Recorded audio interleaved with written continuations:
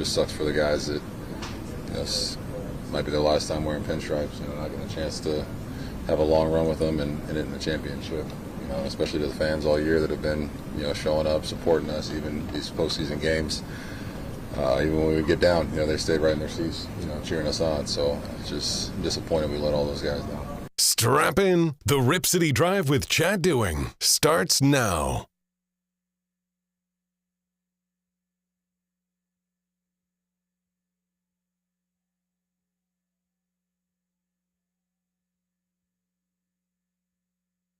You got to love the story behind Africa. The song that nobody wanted on Toto 4 ended up being their biggest hit. All right, big show today and a big sports weekend. Phillies and Dodgers getting ready to kick off at Dodger Stadium. If LA's able to win, they're going to move on to the NLCS. Tyler Glasnow is going to take on Christopher Sanchez. That's a pitching matchup today, so that game's getting ready to start. We got Game 4 with the Brewers and Cubs from Wrigley coming up a little bit later. And then tomorrow, the all-important Game 5 at T-Mobile Park. Mariner fans are going to be gripping. The sphincters are going to be tight.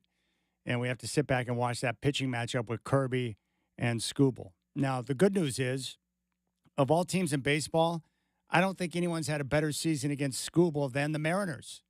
The problem is Kirby's probably going to have to be flawless through, 7 innings of work tomorrow for the Mariners to be in a position to win that game? And that's the unfortunate part. They jumped out to a quick lead yesterday in Game 4, and then the bullpen just lit themselves on fire and came apart at the seams. And that's how quickly things can turn in the postseason. But Seattle going back home, and I think if you were to ask everyone on that team before the playoffs began, you're going to have a Game 5 to decide everything and a right to play in the ALCS. Would you take that against the Tigers? They're all going to sign up for it. But the Mariners have all the elements that you need to be able to win a big game like this. They have good pitching. Their bullpen, aside from what we saw in Game 4, has been reliable. And they got some big bats and guys who have been clutch throughout the course of the year. What a game that's going to be.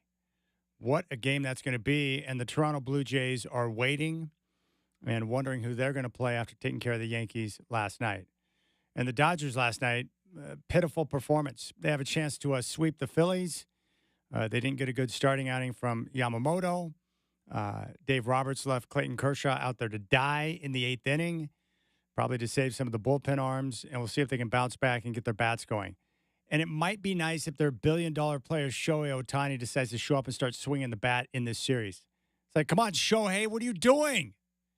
So I love the playoff baseball. And then that's going to kick us right into a weekend of massive college football games, including Oregon and Indiana, which is coming up at Autzen on Saturday afternoon. That game's going to be on CBS. There's big games all over the place. And then we get the NFL weekend. Thursday night football tonight, the Eagles trying to bounce back after their first loss of the year to Denver, which was at home. They're going to be at the Giants to take on their young squad and Jackson Dart. So we'll see what the Giants are able to do. Another chance for us to watch with amazement at Cam Scattaboo as he continues to impress in his rookie season. So we got a lot of good things going on. Now, the Trailblazers played last night in San Francisco. They took on the Warriors, and they're going to be back home for their first home preseason game. That'll be tomorrow night with the tip-off against the Kings at 7 o'clock. And, of course, every Trailblazer game can be heard live here on your home of the Blazers, 620 Rip City Radio, or streaming on our free iHeartRadio app. Every game streams on the iHeartRadio app. So if you're out there bumping around, if you're unable to, be in front of the radio, but you need to listen and follow the action, just use the app, and you'll be dialed in. And I think that's where I want to start with the game last night. Now, don't worry about the results. Just like in NFL preseason, it's fake football, and NBA preseason is fake basketball, meaning the games don't count, they don't matter, and whether you win or lose, it's completely irrelevant. What you're looking for are some of the signs. Now, last night in the fourth quarter, when both coaches, Steve Kerr and Chauncey Billups, cleared their benches, we got a 45-minute disaster. A bunch of whistles, a bunch of guys at the free throw line, and a fourth quarter that took 45 minutes in the preseason. That should be unlawful. no official should be able to extend a quarter in the preseason out to 45 minutes. Like, what are you trying to do? That's cruel and unusual punishment. Who needs waterboarding when you've got preseason NBA basketball? Just show them that fourth quarter, and the criminals will tell you whatever you want to know about anything. That was hideous. And the Warriors reserves outscored the Blazer reserves 51-26 in the quarter. But it's irrelevant. What we're looking for are the signs, and what we got were some very good signs from some of the key players, and I think most notably Shaedon Sharpe. Shaedon Sharpe, and I've talked about him at length, right? The reason why he's so important is, one, they invested a lot of resources in him, taking him in the top 10 of the NBA draft. He also, of all the young guys on the squad, including Denny Avdia, Tamani Kamara, take your pick, Donovan Clingan, he's got the highest ceiling. And that's because he's got the athleticism and the skill set to be any type of player that he wants. It's just a matter of him continuing to grow into his role and becoming a more consistent producer on both ends of the floor. And last night, he had like 7 points in the first 6 minutes of the game. He had 20 points in the first half. He finished with 22 in like 20 minutes. He shot the ball well, showed his range from downtown, and he was able to score from all three levels. And he was active and engaged on the defensive end. And if he hits and becomes a super stud the way they believe that he can, it's going to make this whole, process of building this squad into something that can be a contender so much easier. The two most important players that they need to hit are Scoot Henderson, who's out with the hamstring for 4 to 8 weeks, and Shaedon Sharpe. And last night, Shaedon Sharpe was awesome. It was fun to watch. He was dialed in, and he was contributing. The other guy who did what he normally does, which is pepper the stat sheet, how about Tamani Kamara with 14 points? We saw the rebounds, the assists, the steals, and he had a feathery touch from distance. Now, he made a ginormous leap in three-point production from year one to year two, but even last night he looked more comfortable. His offensive game is continuing to round into form. We know what he can do defensively. He's eventually going to be a first-team all-defensive guy in the NBA, but he was terrific last night.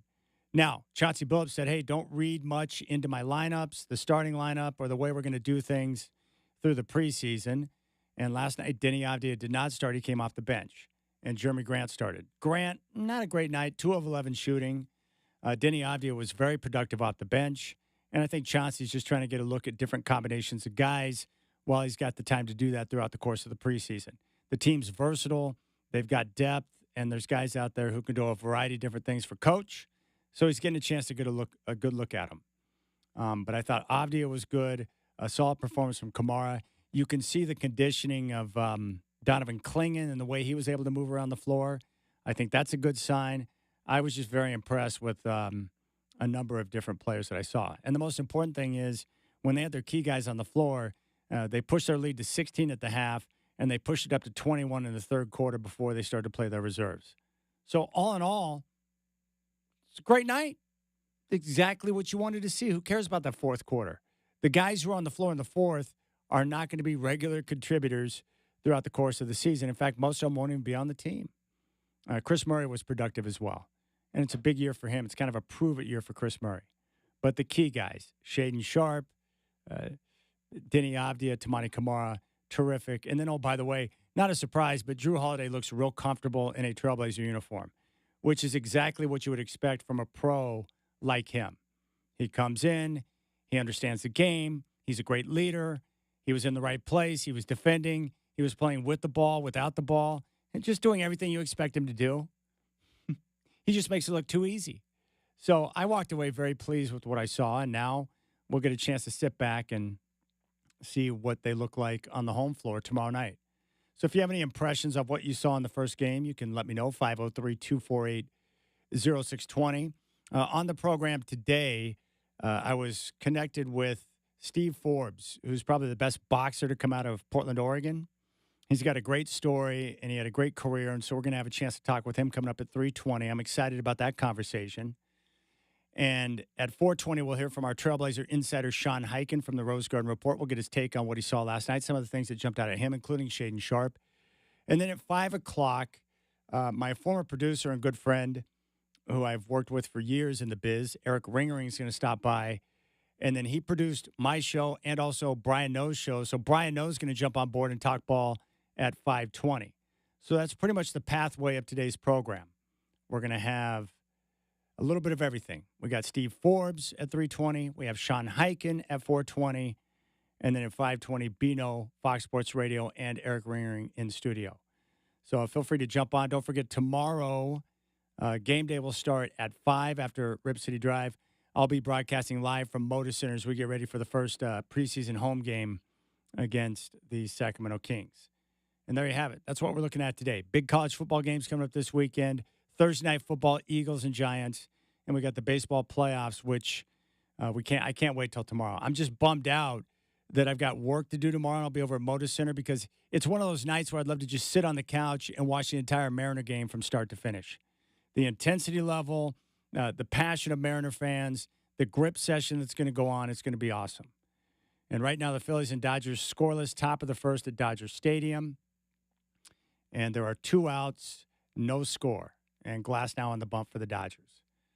Kyle Schwarber able to get another hit. He is on third base. So that's what we're looking at there. And Schwarber was able to break out of his slump last night, beating up on Dodger pitching. So there you have it. You can find me on X at Chad and Rip City. 503-248-0620 is your telephone number. Brendan Slaughter is here. I appreciate your time on this Thursday. It doesn't look like it's raining yet, but I think we have some rain moving in tomorrow. All right, Steve Forbes coming up next. Probably the best boxing product from Portland, Oregon, from Cleveland High School. He fought Oscar De La Hoya. We'll find out about that. And how does one become a boxer? I've got to find out that story, but he's got a great background, good personality. Can't wait to talk to him. You got the Rip City Drive. Chad Doing here on your home of the Blazers, 620 Rip City Radio.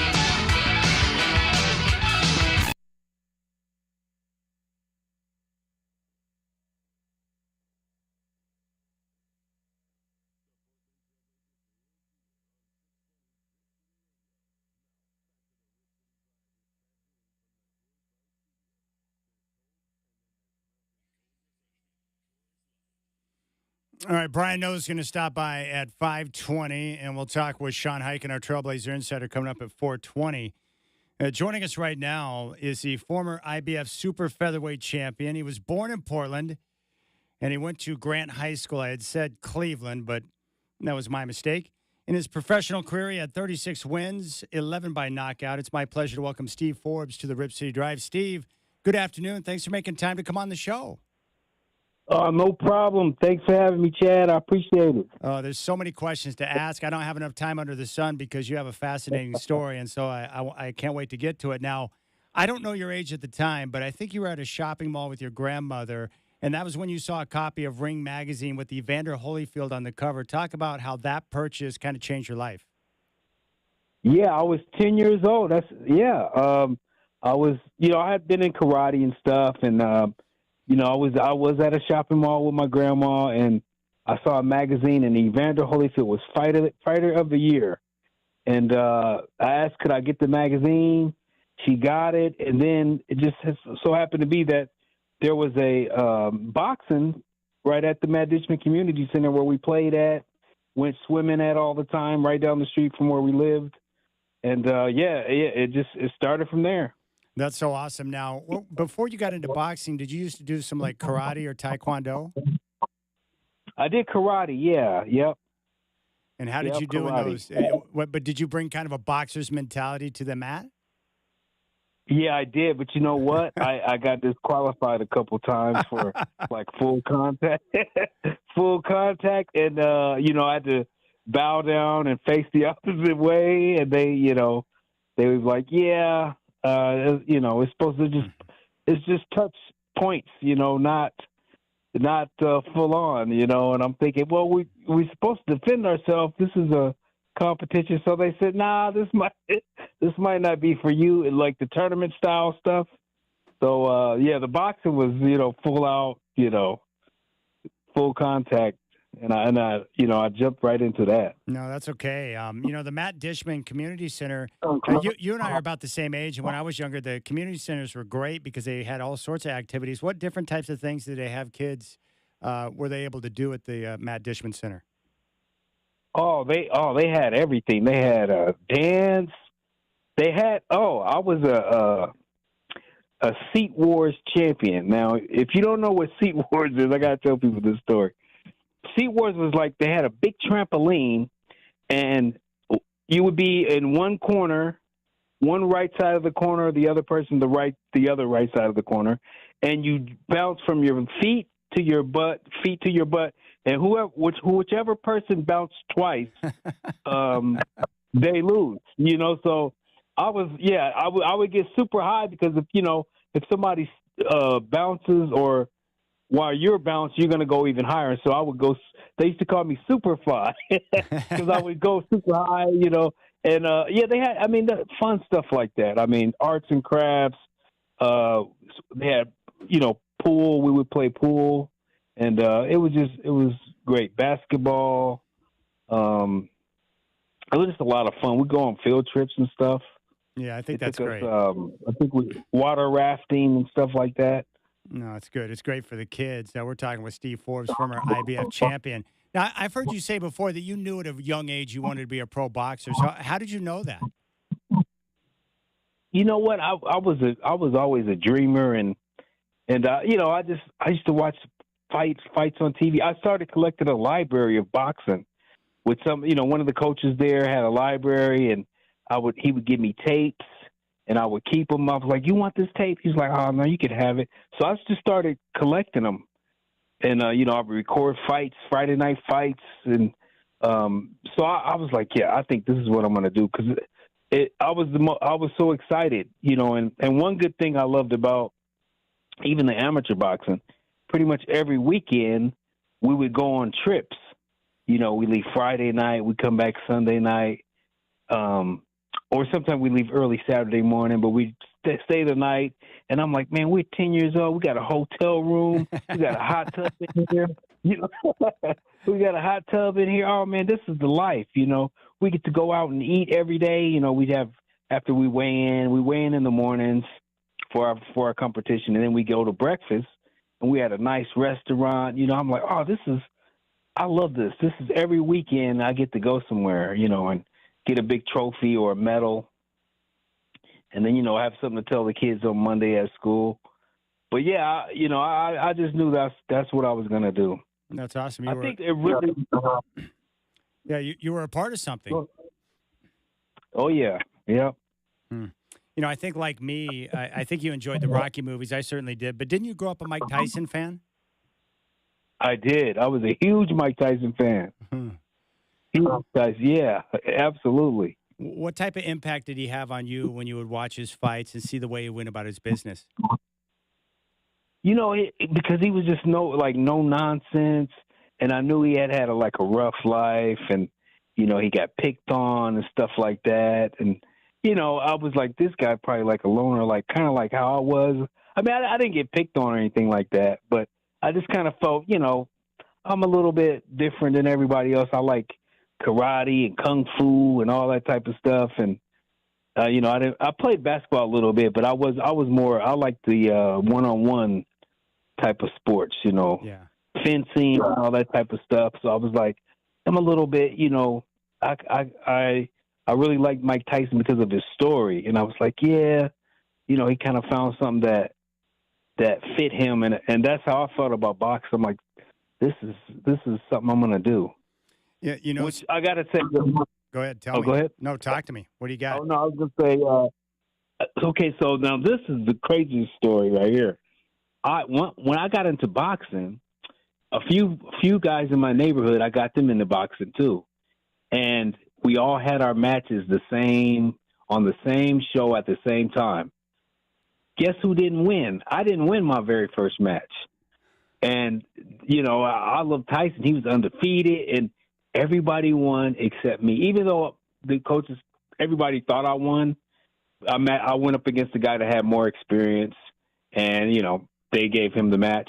But, it drove me insane because everybody was like, oh, we undefeated, and I'm thinking I'm not undefeated, so I think it lit like a fire, though. It lit it made me upset, but I was like, oh, I'm not as good as I thought, but it really lit a big fire, and it made me work hard and push myself. I was in the gym. The gym, we would get to the gym at 4 p.m.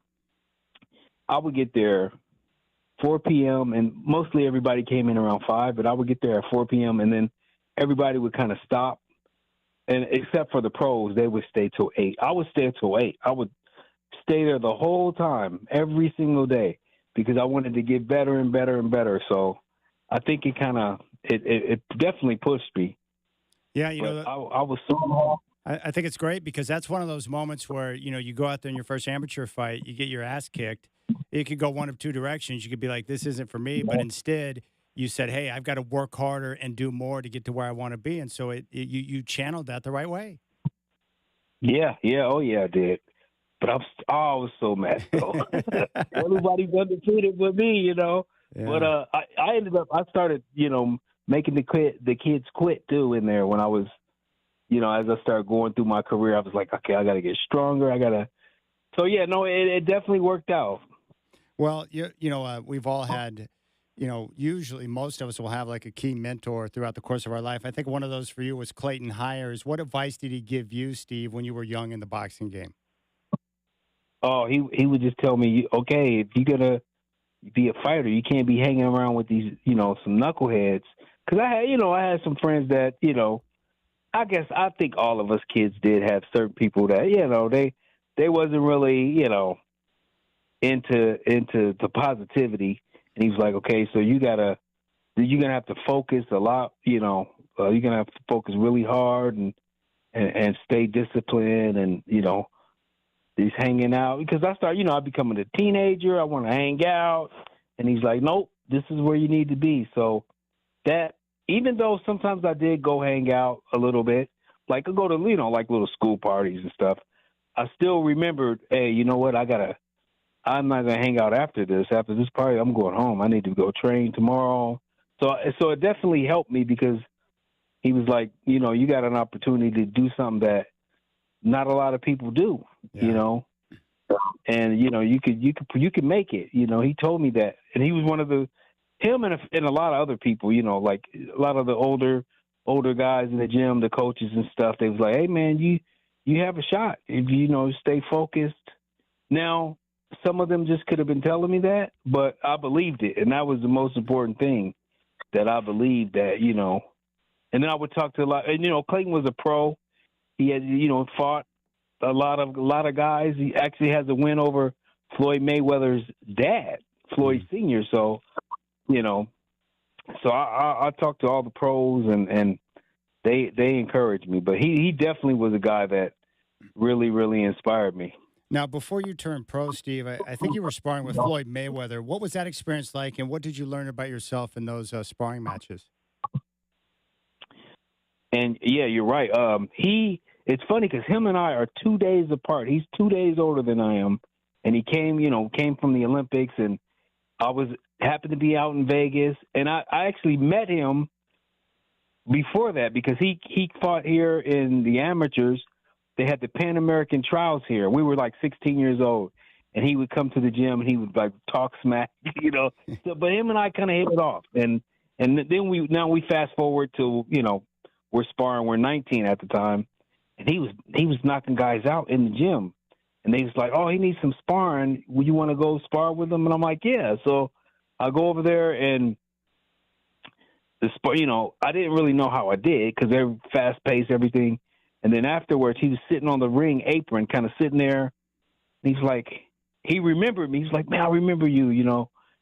And he was like, that was good work. And I was like, so I did all right. He was like, yeah. He was like, come tomorrow. So, you know, and I was sparring with him. And it got to the point where we got so competitive. We would go after the bell. We would keep going rounds. And I'm thinking, man, why do you want to keep going rounds with me? And so Roger Mayweather, his uncle, was like, that's because you're giving him good work, man. You got to stay here. He's like, where you staying at? I was like, oh, I'm staying with this, you know, I was renting a room from a lady. And he's like, I'm going to come get all your stuff. So Roger, his uncle, Floyd's uncle, came and got all my stuff, and I ended up sleeping on Roger's couch, you know, until I ended up getting an apartment. They got me an apartment and everything in Vegas, and, you know, it kind of took off from there. But no, I learned a lot about working hard, because Floyd was probably one of the hardest workers I've ever seen in my life. Well, you said before, you said before the Mayweather family, like if it wasn't for the family, the Mayweather family, you probably wouldn't have been a pro boxer. That's how important they were to your success. Yeah, absolutely. Yeah, they took me in. And I'll tell you this also, Clayton was the one that told me, you need to go down there to Vegas and turn pro with them, and kind of, you know, because I had fought the Golden Gloves down there and I did pretty good. And he was like, yeah, when you get ready to turn pro, just go down there to see if you really got it. So, you know, I fast forward to that. But yeah, no, without them guys, the Mayweathers, yeah, I probably wouldn't have did it. And you know, they really wanted me to focus on boxing. I'm like, well, I got to work a job.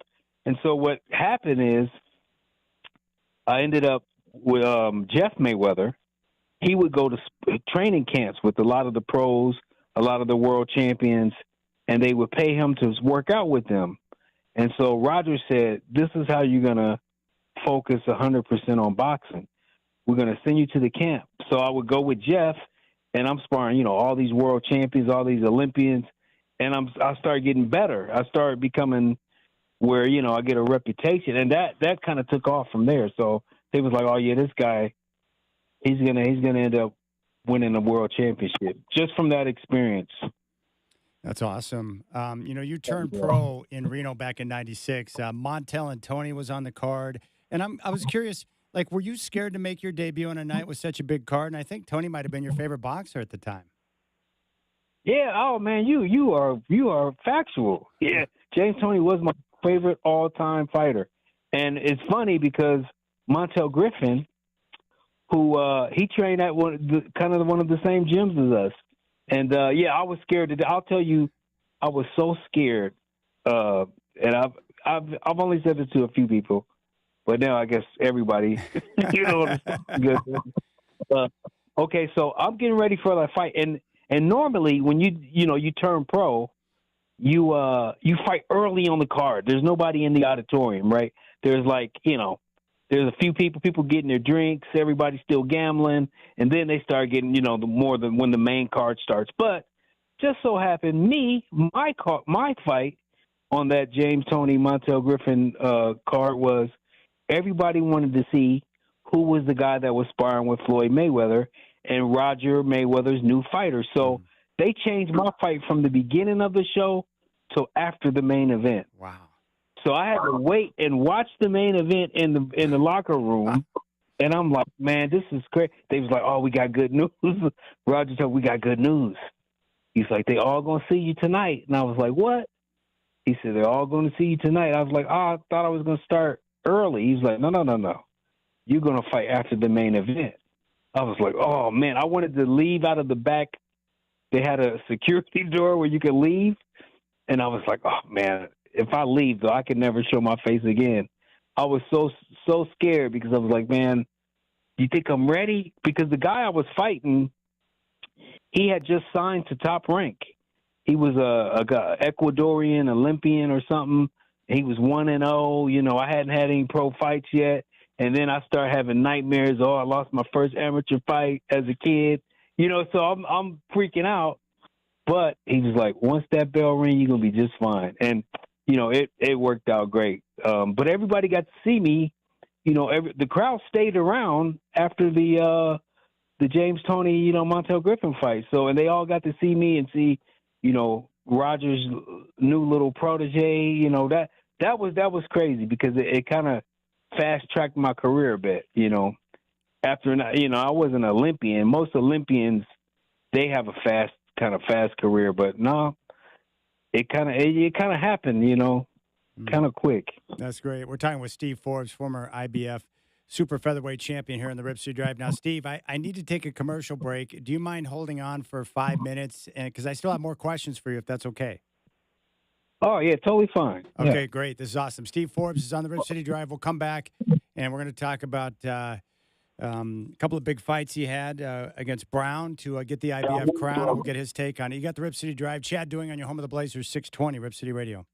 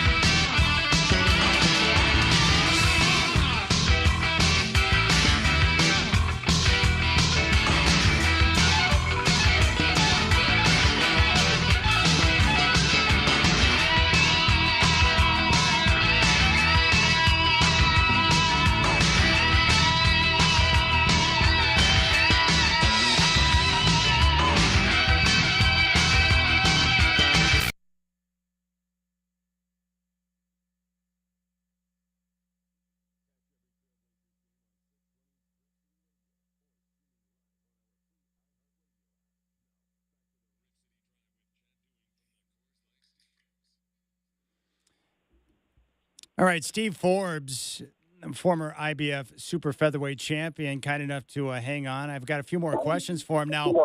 Steve, when you beat John Brown to get the vacant IBF crown, what was that experience like? Because I think he wore like a Spartan outfit or something crazy into the ring, and he was a strong guy. That did not look like it would be easy. Oh no, it wasn't. And that guy right there, they call him the Beast for a reason. He,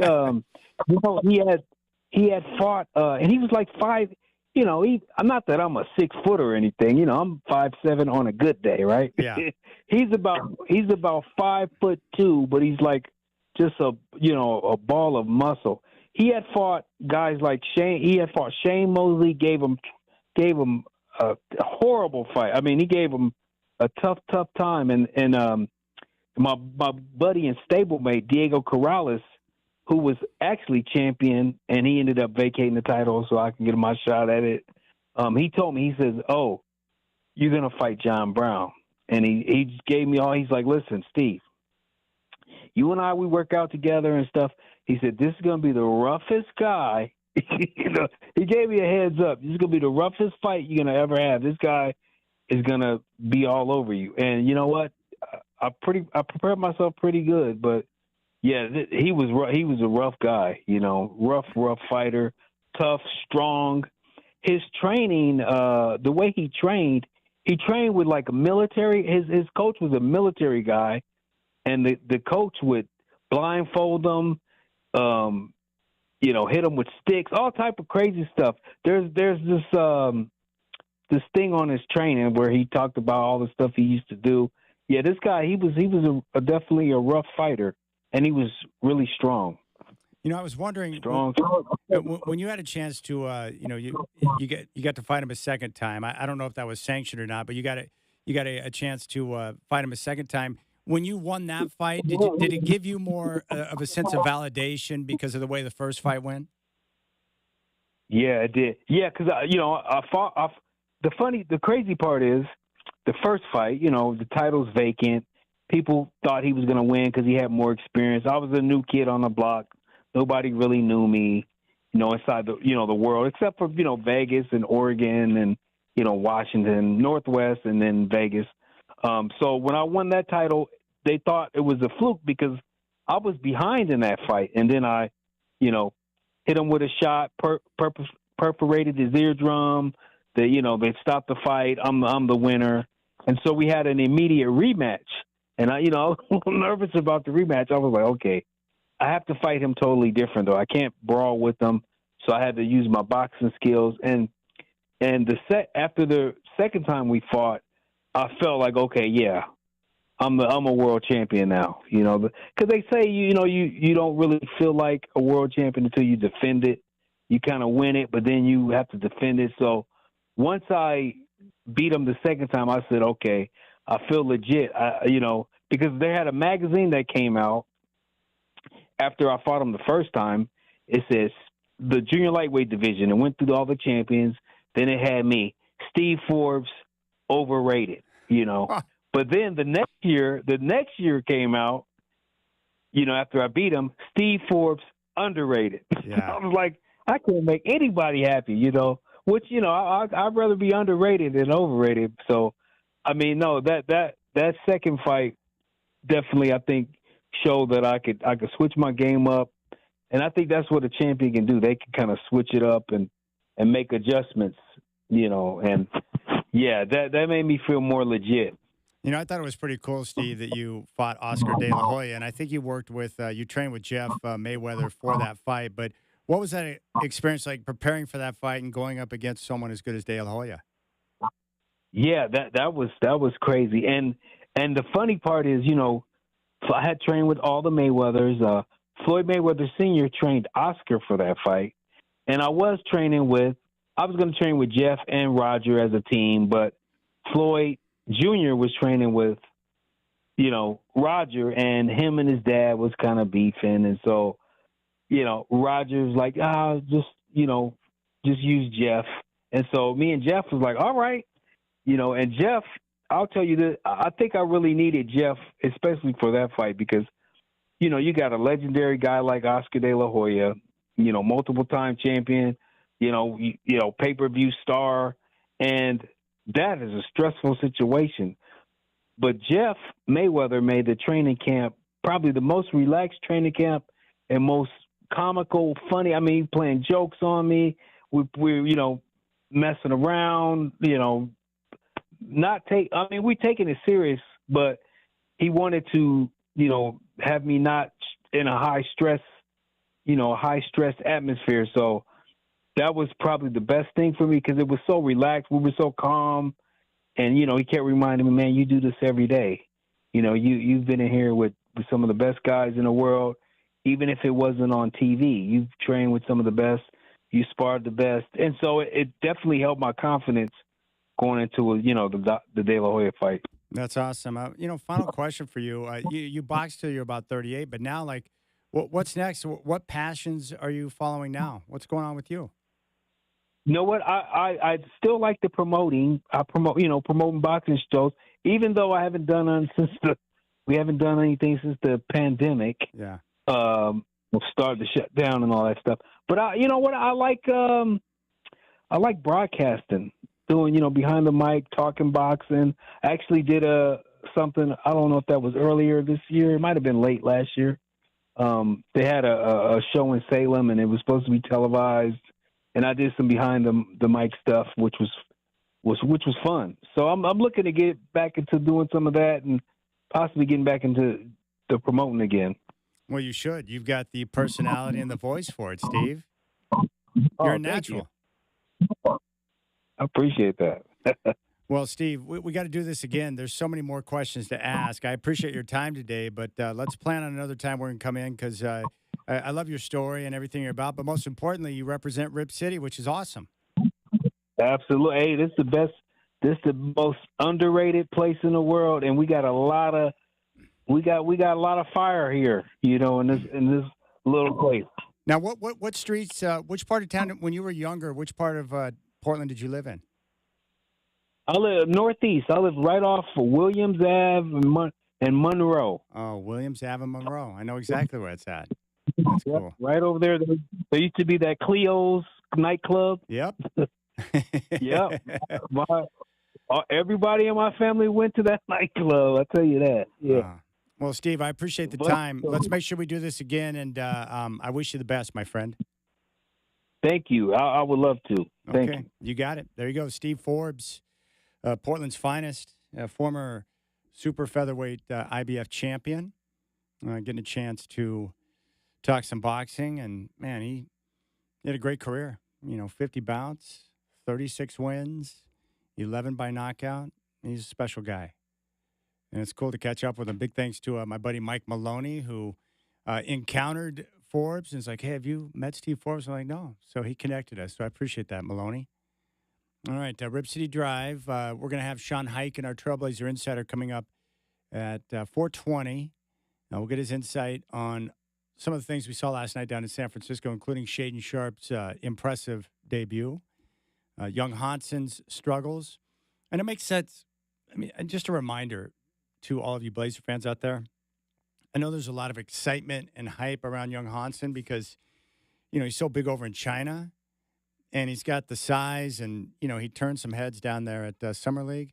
But this is going to take time, for a big man, a youngster coming in who was projected to be a second-round pick. It takes time for these bigs to develop. And, anytime he gets on the floor, anything he can do to continue to develop, that's going to be good. But it's going to take time for young Hanson. And we saw it last night, 4 points, 4 rebounds, 4 turnovers, fouled out. Let's just put it this way. It didn't take Hanson long to figure out that NBA officiating is ass.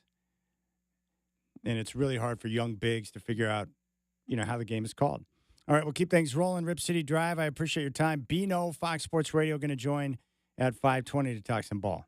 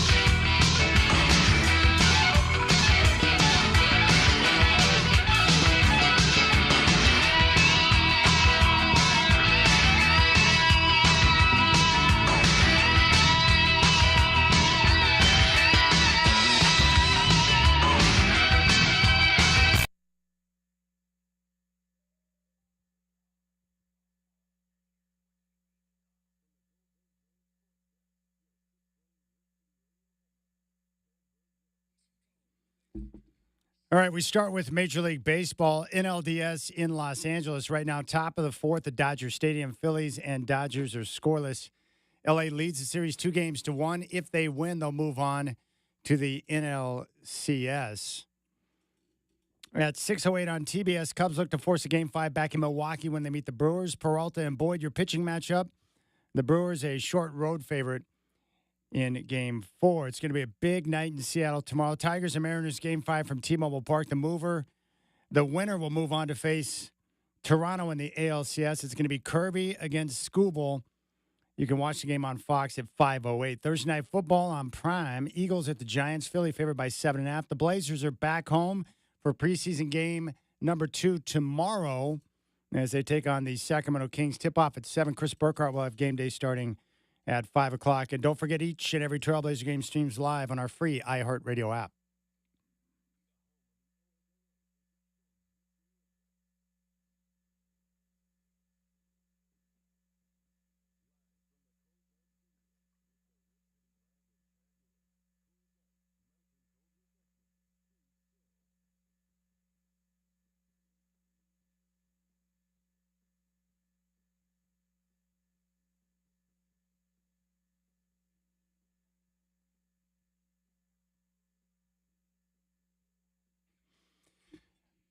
Well, not a surprise. Both Sanchez and Glasnow are dealing right now. No score. They're at the top of the fourth. They're at Dodger Stadium. And the Phillies have one on. And now the inning's over. So good pitching duel. Glasnow, you got to love guys. I love pitchers with really long hair that have like that Mississippi mud flap that can throw gas. And that would be Glasnow. He did give up a double to Schwarber, but he's been doing very well outside of that. And the Dodgers have had opportunities. They just left a bunch of guys stranded through 4. So we'll see while things continue to shake out there at Dodger Stadium. Can't wait for the Mariner game coming up tomorrow. It's going to be awesome. Game 5, everything on the line. Winner gets to move on to face Toronto in the ALCS. That's why we love sports. We love big games and big moments when you have everything riding on it, and it causes everything to kind of tighten up with the Sphincter. My boy Tony reached out and said, "Hey, Chad, great interview with Steve 2-Pound Forbes." Now, the nickname, I didn't get a chance to ask him about it, but his nickname is 2-Pound. I don't think he was a big fan of the nickname when he was younger, but the reason why he had the nickname 2-Pound is because when he was born, he was 2 pounds. So he's kind of like a miracle baby that he was able to survive. And I think as a result, when he was younger, like up until about like maybe 8 years of age, he had like some immune system issues or whatever. But that corrected itself and he got stronger and then eventually became a boxer. And he knew from a young age, how does one know? Yeah, I think I'm going to be a pro boxer. That never crossed my mind when I was younger. I would have no desire to step into a ring and let someone kick my ass. That's all. That's why I respect it. And boxing, when I was younger, boxing was awesome. And even before my time, boxing was awesome when they were showing all those big fights on ABC's Wide World of Sports. And then when I was younger, I was exposed to, Tyson, Holyfield, Buster. I remember some of the great fights. One of my favorites of all time was Hagler and Sugar Ray. I've interviewed Sugar Ray twice. Love that guy. The boxing was the king back then, but now boxing's nothing. It's unfortunate because there was nothing better than the pay-per-view with the big fights. And that first Tyson Holyfield fight was amazing. And that's back when we had the cable boxes and me and my buddy Corey were trying to rig the box by sticking a bunch of things in the hole below. And it actually worked. We were able to kind of jimmy rig the box to where we were getting all the pay-per-view stuff for free. It was that easy, Chad? I wouldn't say it was easy. You're trying not to electrocute yourself and everything. But one day we're sitting there watching TV, and we see the Columbia cable van pull up in front of the house right there off 29th. He's like, oh, crap. Yeah, pull it out. So we pulled it out, and then the guy came to the door. He's like, oh, we're just here to check some things out. We're getting some leakage out here. Leakage? Oh, you mean the fact that we have been siphoning off a lot of free programming of late? You mean that leakage? Don't know anything about it, sir. That's great. 503-248-0620 is your telephone number. Thursday Night Football tonight on Prime. Here's the good thing. I think the Eagles are, even with the loss to Denver, and I'm still happy about the Broncos going into Philly and getting that win, down 17-3 to start the fourth, and they won the game. But I still believe Philadelphia is one of the best teams in football. And I look at the Eagles very simply. I think the loss to Denver, sometimes you need to lose and get frustrated before you start to figure things out. Now, the Eagles have a new offensive coordinator, and it's Sirianni's. It's like one of his boys that he promoted. Look, here, it's very simple for Philadelphia. A lot of times teams, they lose sight of who they are. They go through a bit of an identity crisis. But Philadelphia, here's who they are. We're going to be strong at the line of scrimmage. We're going to play defense, and we're going to run the football down your throat. They want to be more physical than you. They want to control the line of scrimmage. And then with their ability to run with Saquon Barkley, it sets up every other part of their offense with the way they want to do things. That's what it comes down to. So tonight, they're taking on the Giants, a divisional game on the road, and a team that's very physical with their defensive front. So you know how you counter that? You get back to your roots, and you do what you're best at, which is running the football. Run the football, and get one of the best players in football involved in the offense. Saquon had one carry in the second half last week against Denver. It's like, what are you doing? I'm not the offensive coordinator, and even I know going into a game, like if Nick Sirianni called me up right now, he's like, hey, bro, I need you to fly into New York. I need you to call plays for me tonight because my guy is sick. It would not take me long to figure out what I need to do. I'm like, okay, you have Saquon Barkley, and you've got a good offensive line. It's a little beat up, but you know what? We're going to run the football. And I would make sure that Saquon had multiple touches throughout the entire night. And then when we decide to drop back and throw it occasionally, I would tell Jalen Hurts, look for Brown. Get the ball to A.J. Brown. It's not complicated. You got to run the football. And so these teams that get away from what they do best, that's when it causes problems. And it drives you crazy because I'll tell you what, man, the best way, the most satisfying way to beat a team in the NFL is to line up and just physically take them out at the line of scrimmage, move bodies, and ram the football down their throat. And then all of a sudden you control the clock.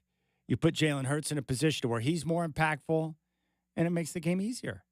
This is not difficult. So that's what the Eagles must do tonight. And if you're the Giants, you just want to continue to develop Jackson Dart, putting him in a position to be successful. I don't know if it's a hamstring. He's got some type of leg deal he's dealing with. So it's taken away from the mobility that we saw in that first game against the Chargers. We didn't see it as much last week against the Saints when they got beat in the dome. But, same thing with Jackson Dart. Just continue to go out there, make good decisions. Don't put your defense in a bad spot, and find a way to get Cam Skattebo involved. One of my favorite things in football right now to watch is Cam Skattebo being a lead blocker when his young quarterback Jackson Dart decides to go on a QB sneak. Cam Skattebo is a crazy human being who loves contact and wants to lower his shoulder pads and ram you. That's my type of guy. Loves contact, wants to ram you with his shoulder pads and make things happen.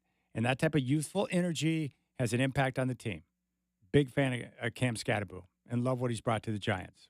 But I expect the Eagles to win tonight, and the best way for that squad to get right is to run the football. I'm sorry, but Saquon Barkley is too good and too dominant not to be heavily involved in the offense at all times.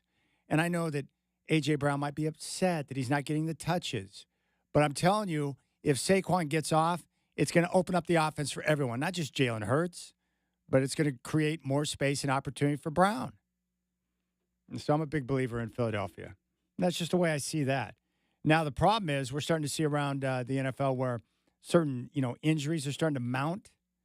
And so teams are having issues right now, like the Chargers. They're getting beat up on the offensive line. Mario Hampton went down. Injuries are becoming real. Now, I will say I'm concerned about the Broncos game this week, and they kick off early. 6:30 kickoff in the morning. They're going to play a London game, Broncos and Jets. This game terrifies me. The Jets are winless. The Broncos are coming off one of the biggest wins in their franchise in recent memory. It would be the perfect place for a letdown. So the Broncos, I am putting them officially on upset alert. I don't trust them enough yet to know that they can handle great success with a win at Philly, not to fumble it away against the Jets in London. I'm really worried about the game. Now, the Jets do suck. They've been a bad football team, and through 5 games, they have not forced one turnover. I don't even know how that's possible, especially with Aaron Glenn as your head coach. But it's been so bad with the Jets that Aaron Glenn, who appeared to be one of the great hires during the offseason, now it looks like it might be a bad hire. But it's the Jets. No matter what they do, it's the wrong decision. Now, the Cardinals and Colts, it's going to be very interesting to see how the Cards respond after that meltdown last week. They had the game won. They should have been up 28-6. They ended up blowing it to the Titans. An embarrassing loss. The question is, has Jonathan Gannon lost his team and the locker room after that spat on the sideline with DeMarcado, where he got up in his grill, took a couple of swipes at him, and he got out of control? Now, again, I understand it because DeMarcado did a dumb thing. He let go of the football before he got in the end zone. That would cause any coach to go crazy, but you just can't put your hands on players. And Gannon's probably lucky that he did it to DeMarcado and not one of the bigger guys or maybe a more established vet. Because these guys, these NFL guys, they push big dudes around for a living. You probably don't want to put your hands on them. Now, he apologized to the team. He apologized for his actions, but just keep an eye on them because they're going into Indianapolis like a hornet's nest right now because Indy's playing such great football. That would be a good place for them to get their heads handed to them. So we'll know early on, based on the response the Cards have in this game, on how they feel about Gannon. You can't put your hands on players. It's a bad look. It's not a good path. And he's lucky he did it to DeMarcado. Elsewhere, the Chargers are at the Dolphins. Like on paper, you look at this, you're like, dude, that's the Chargers game. But they're so beat up that I just don't know what to anticipate in that football game. Patriots at the Saints. I like the Saints in this game. I think this is another example of a team in New England. How are they going to handle great success coming off the Sunday night win at Buffalo? I think the Saints bounce back. I think they'll keep it close and have a chance to win that game in the end. The Browns are at the Steelers. Apparently, the coaching staff was stunned that they traded Joe Flacco to Cincy. That is a black and blue type game with the Browns and Steelers. Cowboys at the Panthers. I love the Panthers at home. Based on what the Cowboys defense is doing right now, I expect the Panthers to put up big numbers offensively and outscore the Cowboys in that one. I have no read on the Seahawks-Jaguars game. It seems like everyone loves the Seahawks, but the Jags coming off the Monday night win over Kansas City and Seattle coming off that frustrating home loss to the Bucs. Rams and Ravens, hideous football game. I like the Raiders over the Titans. The Bengals in Green Bay to take on the Packers, horrendous. And a great football game with the 49ers and Buccaneers. I think the game of the weekend is Sunday Night Football. Lions at the Chiefs. I love the Chiefs at home to bounce back, coming off the loss at Jacksonville and take out Detroit. Still scoreless at Dodger Stadium. In the top of the fifth, Phillies-Dodgers Game 4. If L.A. wins, they move on. If Philly gets the win, they force a Game 5 back in Philly as we wait to see who's going to be in the NLCS. And coming up a little bit later, Brewers and Cubs from Wrigley Field in Chicago. All right, we'll come back. Sean Highkin, our Trailblazer insider from Rose Garden Report, will join the show. And we'll get his take on some of the action that we saw last night at Chase Center in San Francisco. We'll get his take on Shaden Sharp, the struggles of young Hansen. Sean Highkin up next. You got the Rip City Drive on your home of the Blazers, 620 Rip City Radio.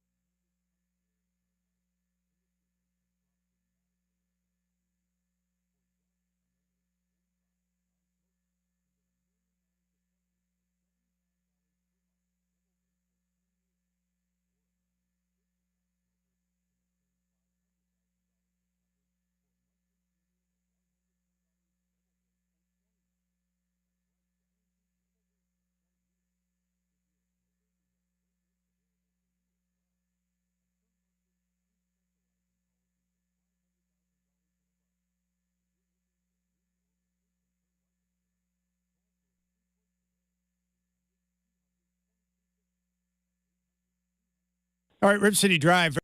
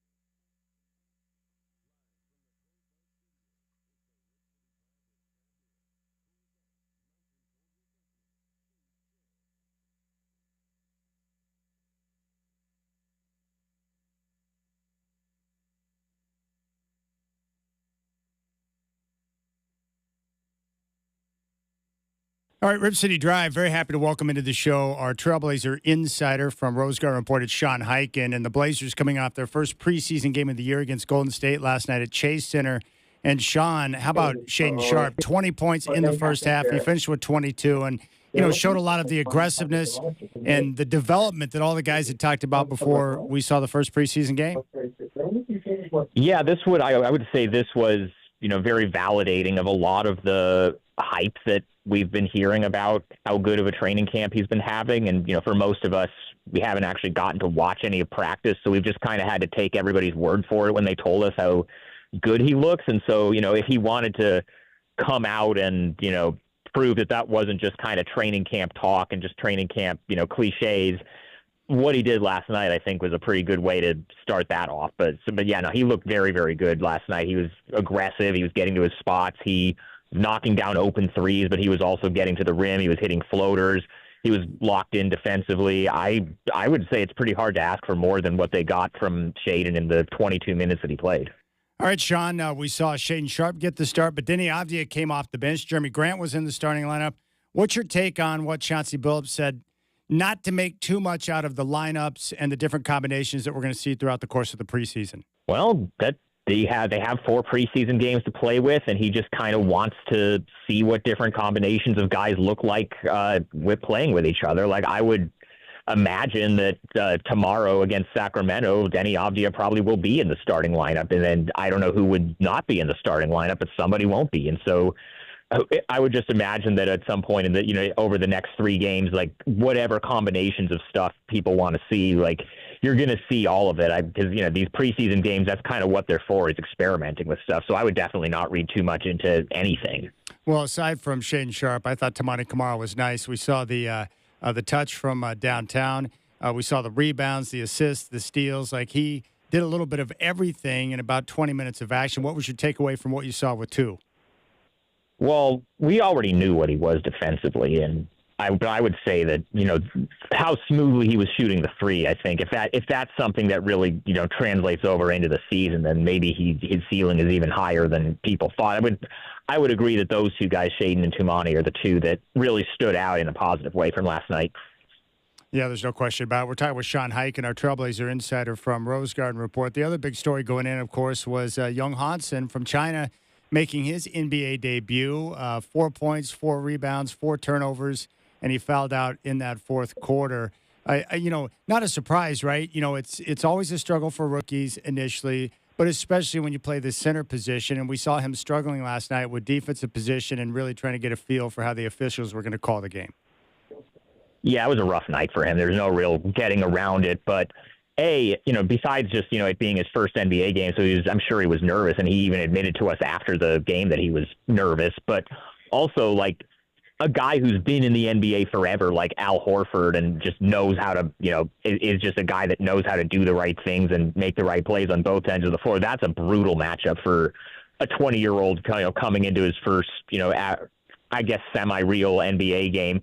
And the other thing that Hansen said after the game in his press conference that he did with his translator, Chris, was that he was having some trouble because in addition to the language barrier, which we already kind of knew was a thing, it was also like the arena was so loud that like it made it hard for him to hear fully what Chauncey was saying or who he was telling him to guard or what position he wanted him to be in as far as like on the defensive end. And there were a couple of different timeouts where Chauncey had to let one of his assistant coaches run the timeout while he kind of pulled Hansen and Chris aside, like away from the crowd and away from the huddle to explain stuff to him. And that was just kind of, that's just another thing that is just going to be, part of these early growing pains as he gets more used to America and he gets more used to, speaking English and having people speak to him in English. And I'll put it this way, if those are the things that he's having trouble with early on, then that's the stuff that's going to get better over time. So I don't think, obviously last night was not, nearly as promising as what he was doing at Summer League, but I don't think there's any reason to, worry about it. It's just kind of what you would expect for, given all the circumstances of rookie big man plus the language barrier plus, how tough of a matchup it is for somebody like that. Like it's kind of what you expected. Yeah, I would agree with that without question. The other thing that was apparent is Drew Holiday looked real comfortable in a Trailblazer uniform for the first time. It's so nice to see him out there operating and, on both ends of the floor. I enjoyed it. Oh yeah, Drew's just a pro. You knew that he was going to just fit in wherever and know what he's supposed to do and do that. And I think once the season starts and he's playing like real minutes, obviously he only played the first half last night because there's no point in playing someone like him like the full amount of minutes in a preseason game. But he's just, there's a reason they identified him as somebody that would be a really good fit with this group and, would just be a kind of plug and play and just easy to add in and not really, demand too many touches and all this other kind of stuff. So I think that fit was about as seamless as, people expected it to be. It's Sean Highkin, our Trailblazer insider from Rose Garden Report here, reacting to preseason game number 1 against the Warriors last night.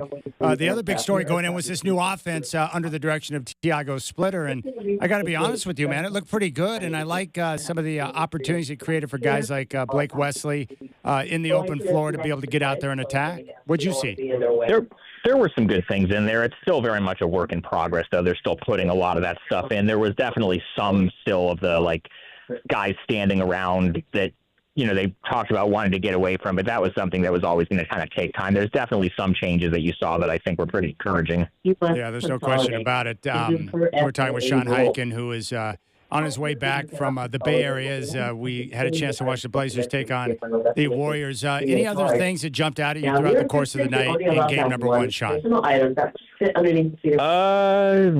trying to think who else. I thought Chris Murray had a pretty solid game. He did. That's another guy that I think, there's got a lot riding on this year. Going into his third year, he's going to be extension eligible next summer. He hasn't really cracked the rotations consistently in his first two seasons, so he kind of has to do something this year. I thought he had kind of a nice night. Blake Wesley, who you mentioned, I think, we saw him picking up full court like people have been saying that he's been doing on the defensive end, but, I thought he looked pretty comfortable on offense. So, I guess those are two guys that I would say, besides the guys we already talked about, kind of stood out. Here's what I love about sports, and you mentioned this in your Trailblazer Insider show earlier this week about, Shaedon Sharpe and how the Blazers had a decision to make. They could sit pat and wait to give him the extension until after the year. I think you and I were both on the same page where it's like, hey, he's still got a lot of work to do, improve, his value and what he can become. The great thing about sports is if he continues to play like we saw last night and that development continues smoothly, he's going to get taken care of. Just go out there and perform, and everything else will take care of itself. Yeah, and I'm going to be very curious to see what happens in the next 11 days, whether they end up coming to an agreement before the deadline or not. But I think they're, especially between how good of a camp we've been hearing that he's having and then, backing a lot of that up last night in his preseason debut, I think if things keep going the way that they're going, I think there's a chance that both sides could be motivated to get something done and just kind of get it out of the way. But, there's still 11 days to go before that decision has to be made. All right, Sean, you got to do me and everybody else a favor. I'll tell you what we don't need. Excessive whistles in the fourth quarter of the first preseason game resulting in a 45-minute fourth quarter. Tell them to stop.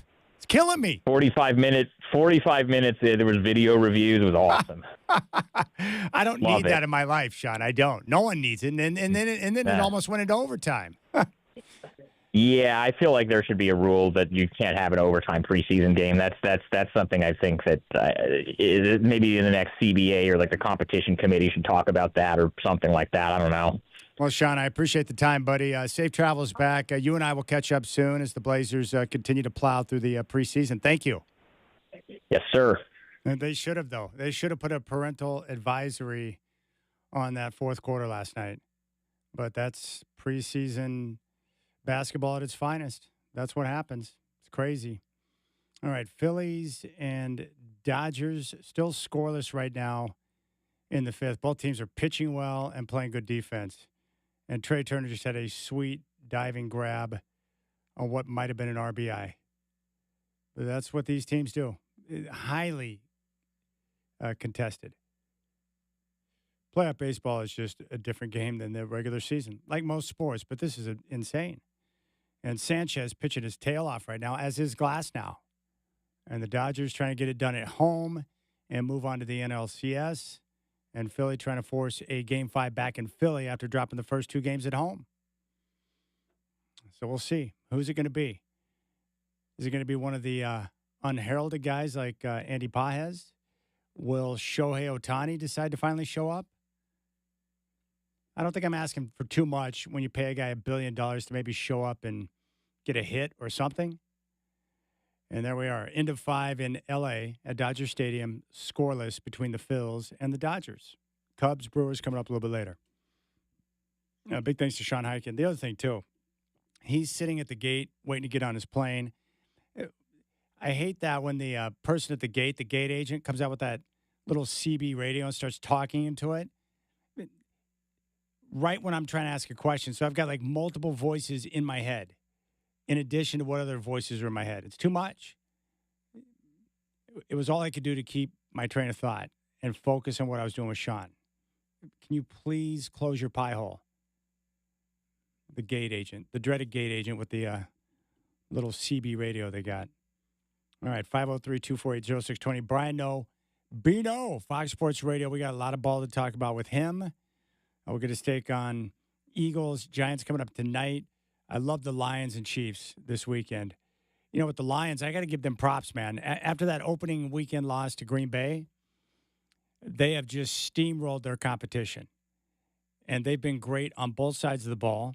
They've been really physical and dominant at the line of scrimmage. Great balance in the offense, and Jared Goff is doing exactly what Jared Goff does, being accurate and making good decisions. So props to Dan Campbell. I thought I've been wrong on a couple of things. One was the AFC South. I thought the Colts were going to be garbage because Anthony Richardson and Daniel Jones were their quarterbacks to start the year. I thought that was a bad idea, but Daniel Jones has been one of the best players in the league, and the Colts have been one of the best teams. And their offense through 5 games has been a juggernaut. And they just rattled, and rolled the Raiders last weekend. So I was wrong about the Colts, and I've been wrong about the Lions. I thought they would take a step back with the loss of both coordinators. But then again, after watching Aaron Glenn with the Jets, maybe that was a good move by the Lions. I'm just joking. I just think Aaron Glenn's funny. He doesn't like it when people say same old Jets, but yet every year I flip on the TV, they're the same old Jets, a below-average football team, well below average football team. And I have a couple of good friends who are Jet fans. I feel bad for them. Like, do you have friends like that? They've been rooting for the same team for decades, and the team they root for sucks. Like my friend Bernie's a big Browns fan. He's been a tortured soul his entire life. Even when they were good, they came up short. And now they've just been bad for an extended period of time with brutal ownership. That's usually the common denominator. Bad teams, bad ownership, the whole deal.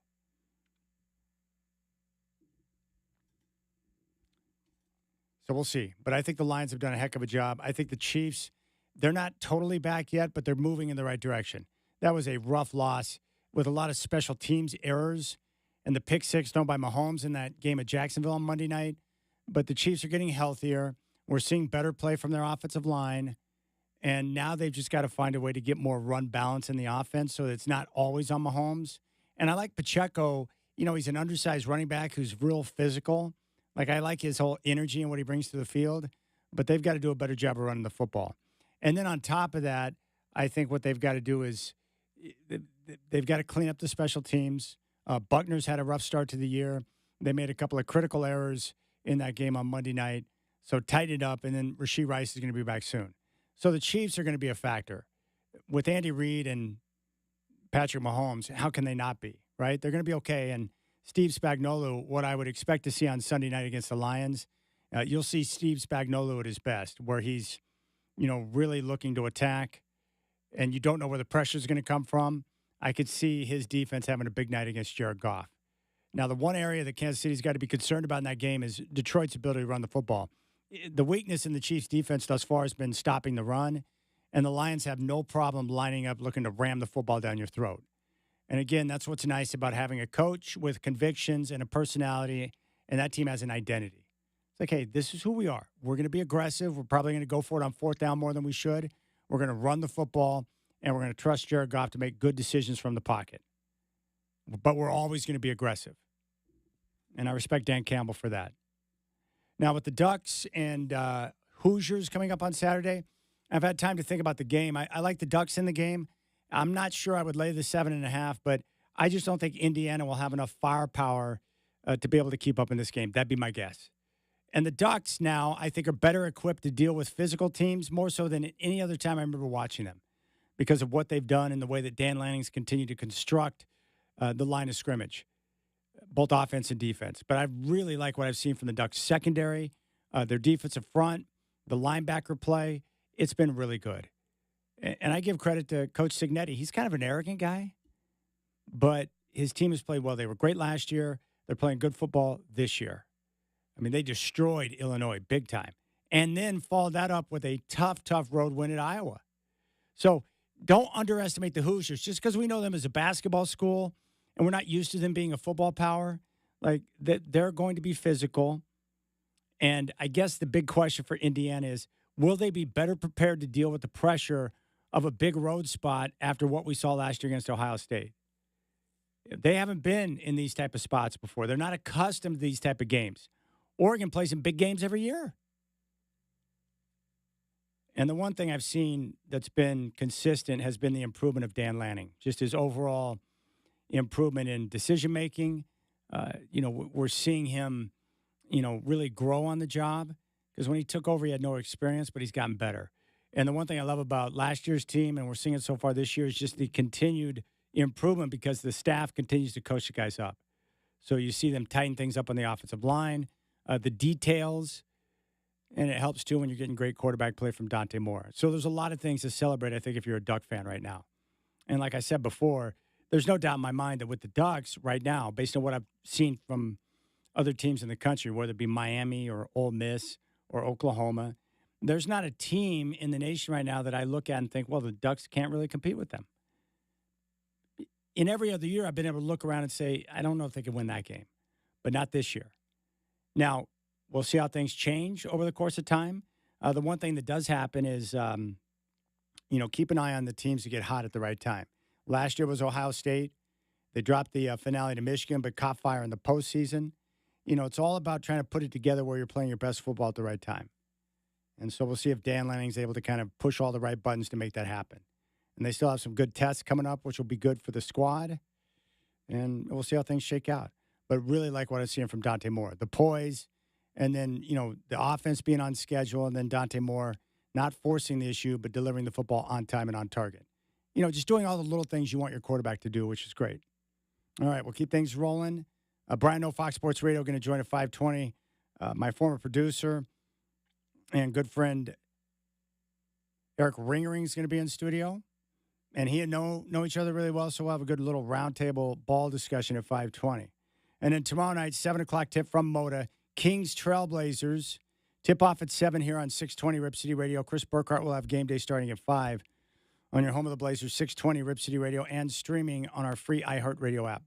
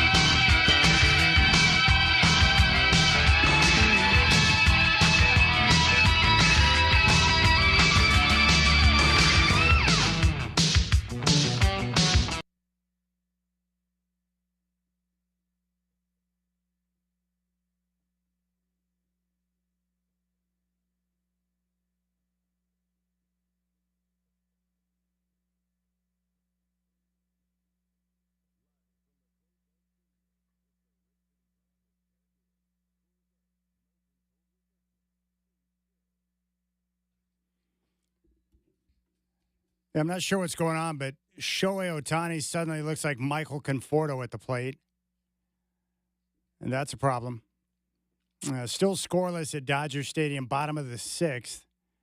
One out, one on for the Dodgers with Teoscar Hernandez at the plate, who has been on fire of late. They're not getting anything from Ohtani right now. Mookie Betts with a single. So we'll see if the Dodgers can produce something. There's a base hit from Teoscar. So now the Dodgers making a little bit of noise. 2 on, 1 out in a highly contested game. 4 hits for the Dodgers, 2 for the Phillies. And both pitchers, Sanchez and Glasnow, have been dynamite. It's what you would expect from a terrific playoff game between two good teams. And then tomorrow we get the Tigers and Mariners Game 5 from T-Mobile. Very good. Brian No Fox Sports Radio coming up at 5:20. I'll share some of my thoughts on some of the key items from the Trailblazers preseason opener last night. So in other words, I'll discuss anything but the fourth quarter. The 45-minute disaster, which saw the Blazers reserves get outscored 51-26. And again, the results in preseason, they couldn't mean less. You couldn't find something that means less than whether or not you win a game in the preseason. All that matters is that the players who get minutes get a chance to continue to develop and showcase. Now, if you're the Dodgers right now, you got to be feeling pretty good about your situation.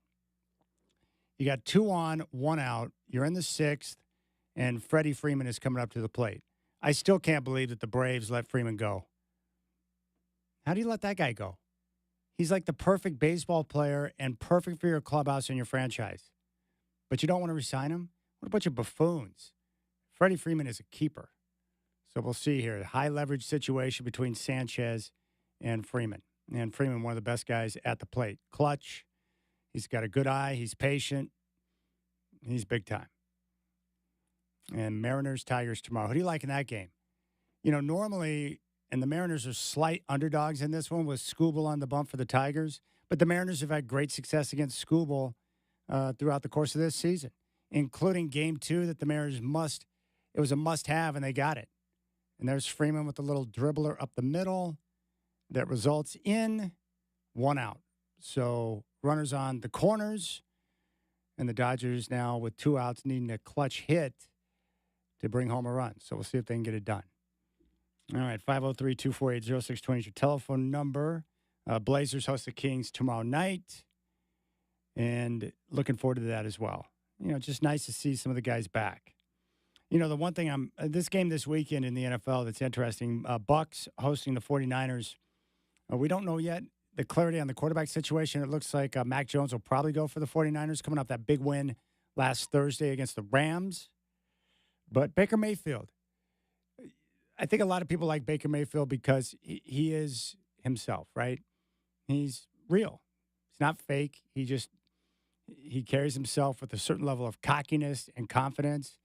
I don't think he's changed much from his days at Oklahoma. Obviously, we all mature a little bit, or at least we'd hope we do as we get older a little bit. But here's Baker talking about being himself. I told you guys that I try and not get too high, not get too low, which is something that I was not doing early on in my career. But, you know, early on in my career, yeah, it's looked as cocky, immature. Now it's moxie, he's a dog. So it's same, different day. Just as long as you play well, they change the narrative. But you just got to be yourself, and I've always been like that. Yeah, it's really no different. I think he's the same guy. You know, he probably doesn't get too high or too low like he used to when he was younger. You know, that comes with time. But he's the same guy. The difference is when you're winning games, the perception is different, right? You know, just like MJ, he was a brutal teammate, and he was rough on his teammates. He punched Steve Kerr in the dome, but he was a winner. It was intensity, right? But if you're not winning games or championships and you do that, you're just an a-hole. So it's funny how we frame things in sports based on the results of the team. But the one thing, Baker Mayfield right now, I would probably cast my vote for Baker for MVP. Just the way that they're winning games, the way he's been clutch when they needed him most. He's been a lot of fun to watch. He's been very impressive. But he's showing toughness. And the great thing about Baker is he's not a dominant athlete like a Lamar Jackson. He's not immobile. He can move around a little bit. But there is some moxie to his game. But most importantly, he's accurate. And teammates love him. And you know, when you have teammates and they know that you're going to put them in the right position, they'll play hard for you. And the way he carries himself with that type of confidence and that bravado, guys love that. Just like when he told the Seahawks fans, don't worry, you'll be crying by halftime. And he made big throw after big throw in that game. It was amazing to me how well he picked apart that Seahawk zone defense on Sunday. They couldn't get pressure on him, and he just picked them apart. But he was in the zone. And the great thing about the Bucs this year is that they've been they've been beat up by injuries. But they've continued to go out there and find a way to get it done. Now, here's a Q&A. We know that the Browns have gone with Dylan Gabriel. I thought he played really well in that first game, against the Vikings in a loss overseas. But Stefanski, a little Q&A on Shador. Decided if Shador is going to be your number 2 active quarterback for this weekend yet?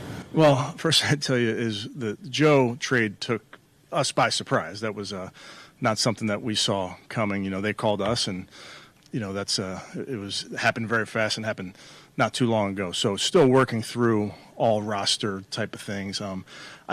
I always have to be mindful of our players and our players' development, and I want to make sure that I'm always doing what's best for our players and of course our team. But with young players, I'm always thinking about last week making the change to Dylan. You have to think long and hard about that, because these are young players that you're so invested in their development. So I'll let the week play out and make a decision later on that.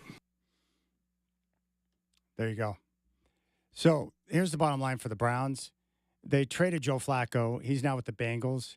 They've got 2 young quarterbacks in Dylan Gabriel and Shador Sanders. You just got to find out what they both have to help you make decisions for the future. Now, the funny part is about Stefanski. He said that the trade took them by surprise. The Joe trade took us by surprise. That was not something that we saw coming. They called us, and it happened very fast and happened not too long ago. So still working through all roster type of things. Okay. So they called, and you made the deal, but it took you by surprise? Okay, whatever. But it doesn't matter. It does not matter right now if Shador is the number 2 quarterback, the number 3. Both he and Gabriel will get an opportunity to play, before the end of the season. And I've seen reports, people taking their shots at Shador, that apparently there are people with the Browns or around the team that don't think he's a good quarterback. Okay, so let's get him out there in the field and let him showcase. Dylan Gabriel will get a chance to play, and before the end of the year, Shador Sanders will be on the field. Both of them will have a chance to start games before the end of the year. That's the right thing to do. You drafted both of them. You need to get a chance to see both of them in action, and then you can make better decisions moving forward in terms of what you need to do with your quarterback position. Most importantly, just find out if Dylan Gabriel and Shador Sanders are either one of them a QB1 moving forward. Probably not, but one of them might be. Or maybe they're both backups. But you got to know, you need that information to be able to make the good decisions. And then once you have the intel, then you can prepare for the draft and you move on from there. All right, so we're entering into the top of the 7th in L.A. No score with the Phillies and Dodgers. We got the Cubs and Brewers, Game 4 from Chicago coming up. Mariners, Tigers tomorrow, first pitch at 5:08 on Fox. And whoever wins that will advance to face the Toronto Blue Jays in the ALCS. So it's going to be great. All right, we'll keep things rolling. Brian No, Fox Sports Radio at 5:20. You can reach out 503-248-0620. Don't forget, tomorrow, tip-off at 7 with the Kings and Trailblazers from Moda. Preseason game number 2. Our coverage will start with Blazers game day at 5 right here on 620 Rip City Radio.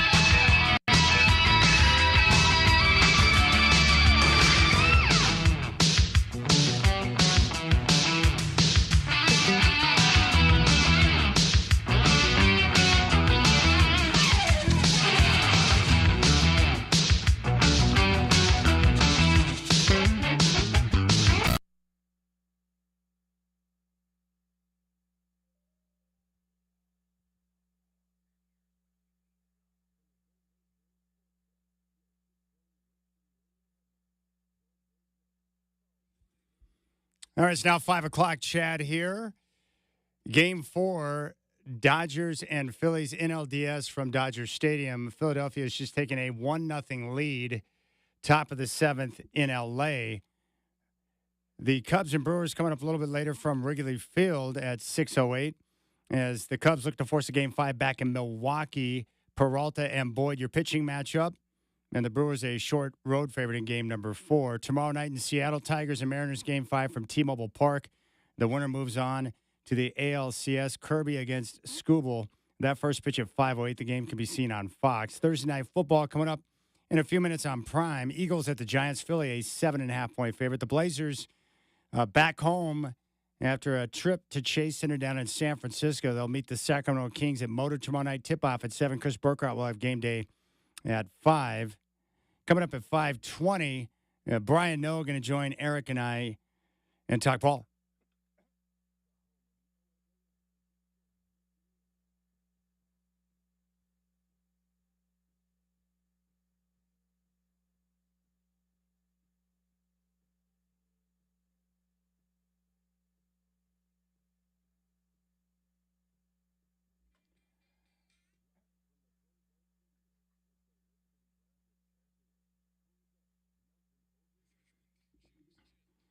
All right, this is pretty sweet. We got a little reunion in studio today. My longtime radio producer and cohort, Eric Ringering, is in studio.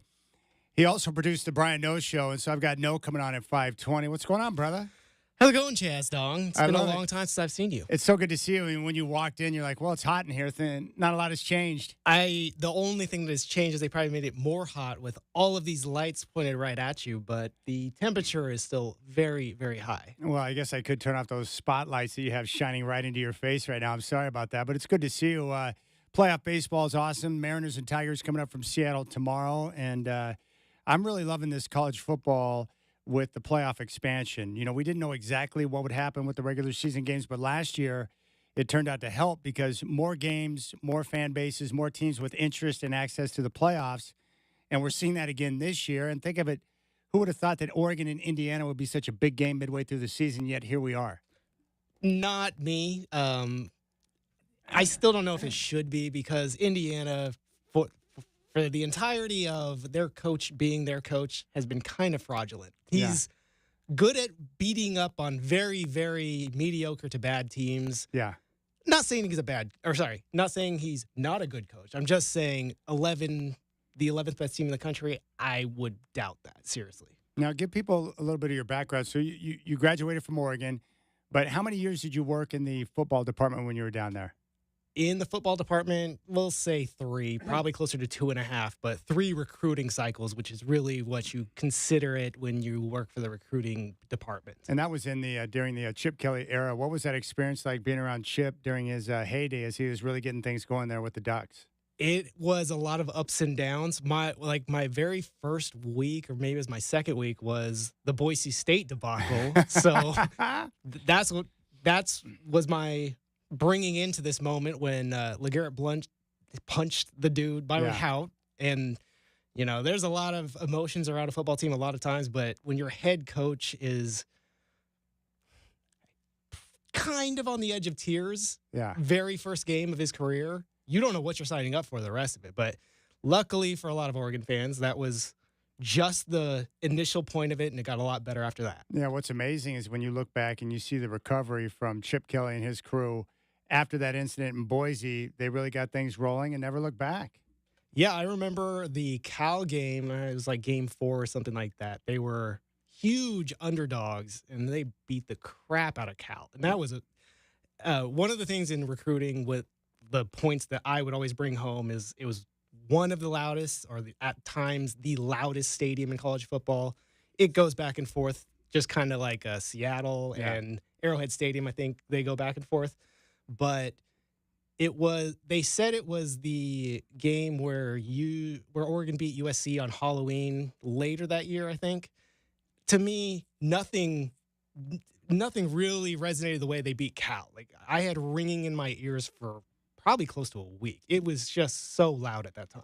Yeah, and what's amazing now when you look at the way things have changed over the course of time it really started with Mario Cristobal with the way he was able to recruit and bring in, guys who could play up front on the offensive line. And now you fast forward to the Dan Lanning era.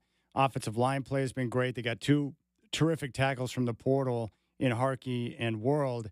And now you look at the defensive front. Like, what impressed me about that Penn State win, they were able to win first and second down against the Nittany Lions and force them into third down in longer situations, but winning that battle up front with their defensive line and being aggressive, it's just something we haven't seen before. Like, I look at the Ducks now physically, and I'm like, they can compete with anybody. Yeah, this is I'm very biased. Like, I will fully admit that. But looking at college football, I look at Oregon, and I don't sit there and think they can't beat this team. They can't beat this team. They're no match for this team. It's like, can they beat Ohio State? Because they always seem to not beat Ohio State. And then everyone else I feel pretty good about. Yeah. Yeah, it's pretty amazing. It would appear right now, barring some type of injury or disaster, that Ohio State and Oregon are on a crash course in the Big Ten title game. Yep, that's what it seems like. And, I mean, even the college football playoff seems like it's going to go those two, unless they have to face each other beforehand. And I'd throw Georgia in the mix. Some people might not say that, but I will never discount Georgia from what I've seen from them. With Dante Moore, the portal can work out well for players, and sometimes it doesn't. But, he went to UCLA and got to play as a youngster, went back to Oregon, and then had that benefit to sit behind Dylan Gabriel and learn the offense that was being put together by Will Stein. And now look at him. He gets out there. He's played before. He's had the experience, but that comfort with the system because he had been in the program for a year. I mean, that made a big difference, but he looks great so far this year. I can't say enough nice things about Dante Moore. I think that him sitting behind Dylan Gabriel is the best thing that could have happened for him. It's the best thing that could have happened for Oregon.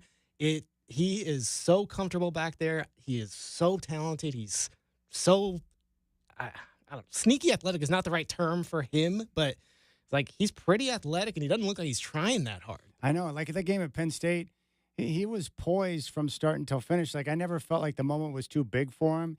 He didn't force the issue, didn't make any bad decisions. He just took what the defense gave him throughout the course of the night.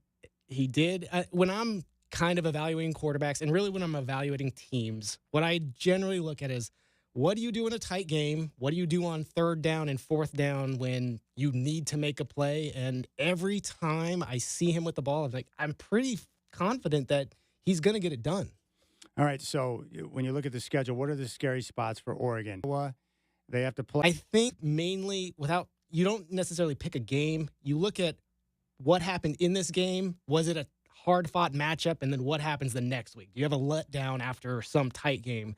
That's where I think that Oregon could get tripped up. Well, that's why that bye week after the Penn State game was so key, right? Because you play a physical game, you get that extra week to be able to kind of heal your bumps and bruises, and then emotionally come back down after such a high to regroup and get ready for a physical team in Indiana. Yeah, and you look what happens when you don't have that, and Penn State goes and loses to one of the worst teams, not just in their own conference, but not a good team at all. A team that didn't even have his coach. Should not be losing to that game or that team. And I do not think that you look so weak by complaining about your travel schedule. I know. That's my new favorite is the two biggest violators of late, Lincoln Riley after the loss at Illinois, and then James Franklin with the loss to UCLA, complaining about the travel. And I'm like, look, you guys have the most resources of anybody in the country, and you knew what you were signing up for.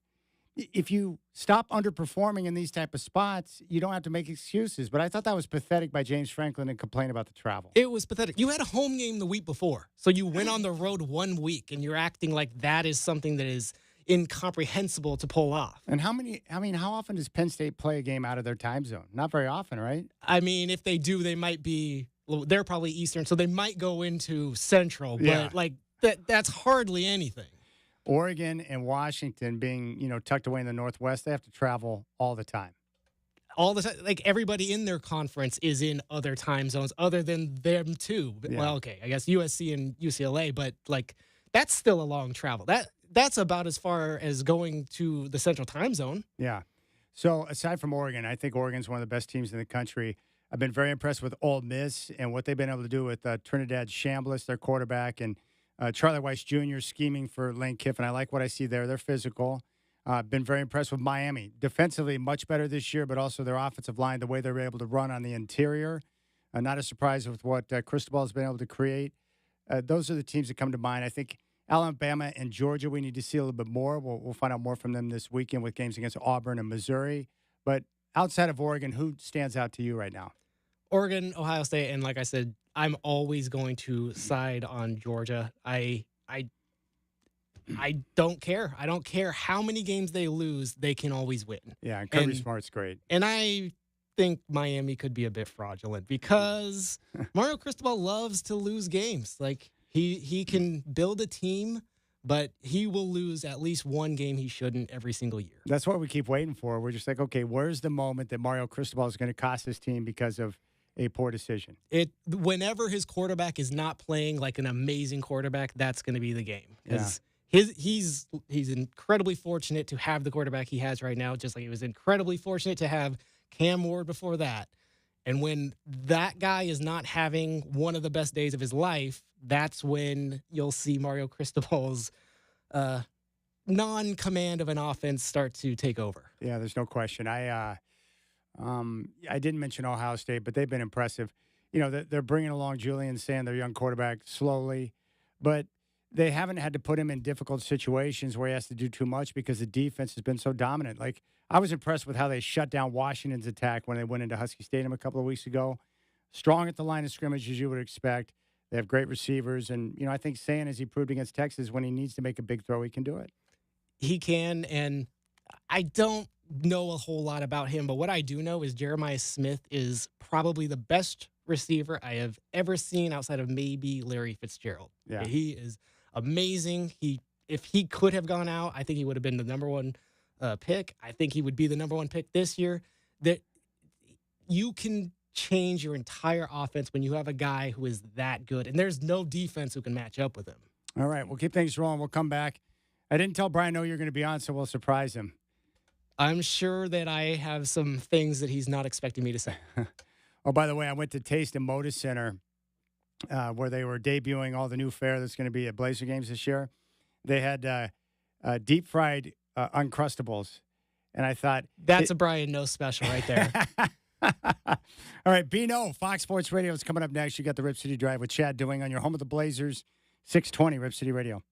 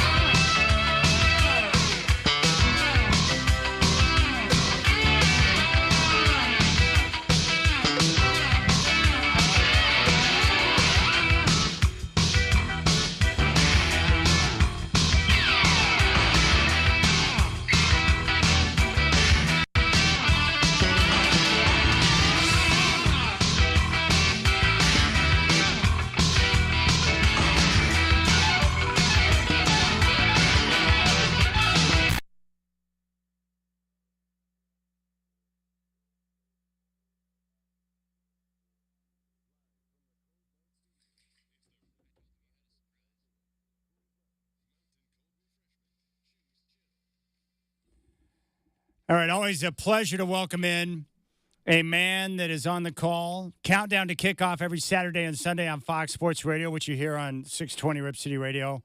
Brian O. Bino! What's up, Bino?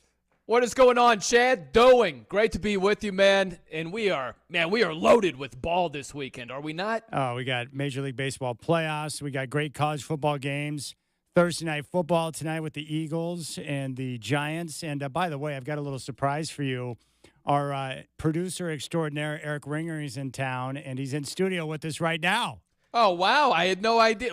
He's just hanging out, huh? Nice. What's up, No? How you doing, buddy? Good to hear from you. I'm doing well. I had one question for you right off the bat. If Okay. I were to open your cupboard right now, would I see a loaf of classic white Wonder Bread in there? You know what? I might disappoint you completely here. You might not even know who I am anymore. But ever since the stroke, and not to make this too serious, but I've switched to wheat bread. Can you believe it? No way. If you open up the cupboard, there's no bread, but there is wheat bread on top of the fridge is how I'm rolling these days. Man, that is so good to hear. I'm sorry that it was prefaced by a stroke in there, but it's very good to hear that you have switched to a different type of bread. But and this is the one good thing that came from a hike ever, Chad. I went on a hike. I never thought I would say that in my life, but I went on a hike with Eric, and he gave me and my girlfriend these like iced oatmeal like granola bars or whatever they are, just kind of like a the Cliff Bars. The Cliff Bars. That is well stocked in the cupboard. I eat those on a daily basis. I'm proud now. of you. I love those things. Yeah. I love nutrition bars. Yeah, you came up in conversation a couple of days ago. We were broadcasting from Dr. Jack's next to a Motor Center. They were having what they call the Taste of Motor Center, where they bring the media in, and we had a chance to sample all the different foods, the new fare that's going to be offered at Blazer games this year. And one of the items, probably the most popular item amongst the media, was they took Uncrustables and they deep fried them and served them with whipped cream, strawberries, and chocolate sauce. Oh, man. That's amazing. You know what? I have to tell you a brief story because you're talking about food at Blazer games. You'll love this story. So Chris Haynes, this was back in the Western Conference Finals. And Chris Haynes, obviously with his ties to Portland, working in that area for a number of years. I worked with Chris in Fresno, California, his hometown, a long time ago. And so he was in town covering those Western Conference Finals between the Warriors and the Blazers. And so we're in the stands, and he goes to me, he's like, hey, let's go get some food real quick. And I go, I can't. I'm fasting. And he looks at me like I have 3 heads, and he's like, what? It was a goofy thing we did on the show where, Enes Kanter, at the time, he was fasting. And so I'm like, I want to see how this feels. I've never fasted before, so I was fasting that whole day just to get a small taste of what it felt like for Enes Kanter. And I wasn't playing in the Western Conference Finals, but I always think of telling Chris Haynes, I can't, I'm fasting. And he looked at me like I was a crazy person. Well, I respect that. So what was the first thing you ate when you came off the fast, and how did it taste?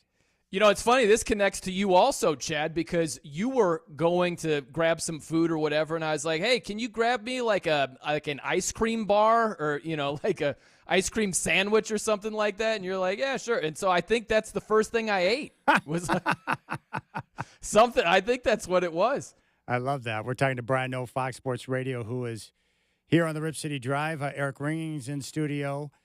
Game tonight, Philadelphia and the Giants, which is just underway in New York.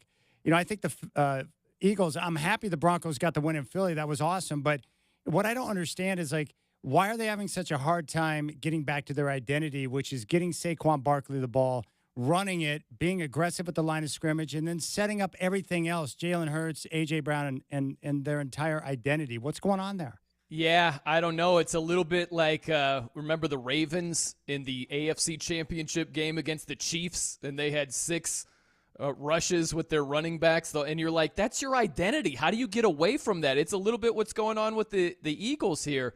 Saquon with only 6 carries last week against the Broncos. That can't happen. And you could see right off the bat, they gave him the ball twice in a row, 2 first-down runs immediately.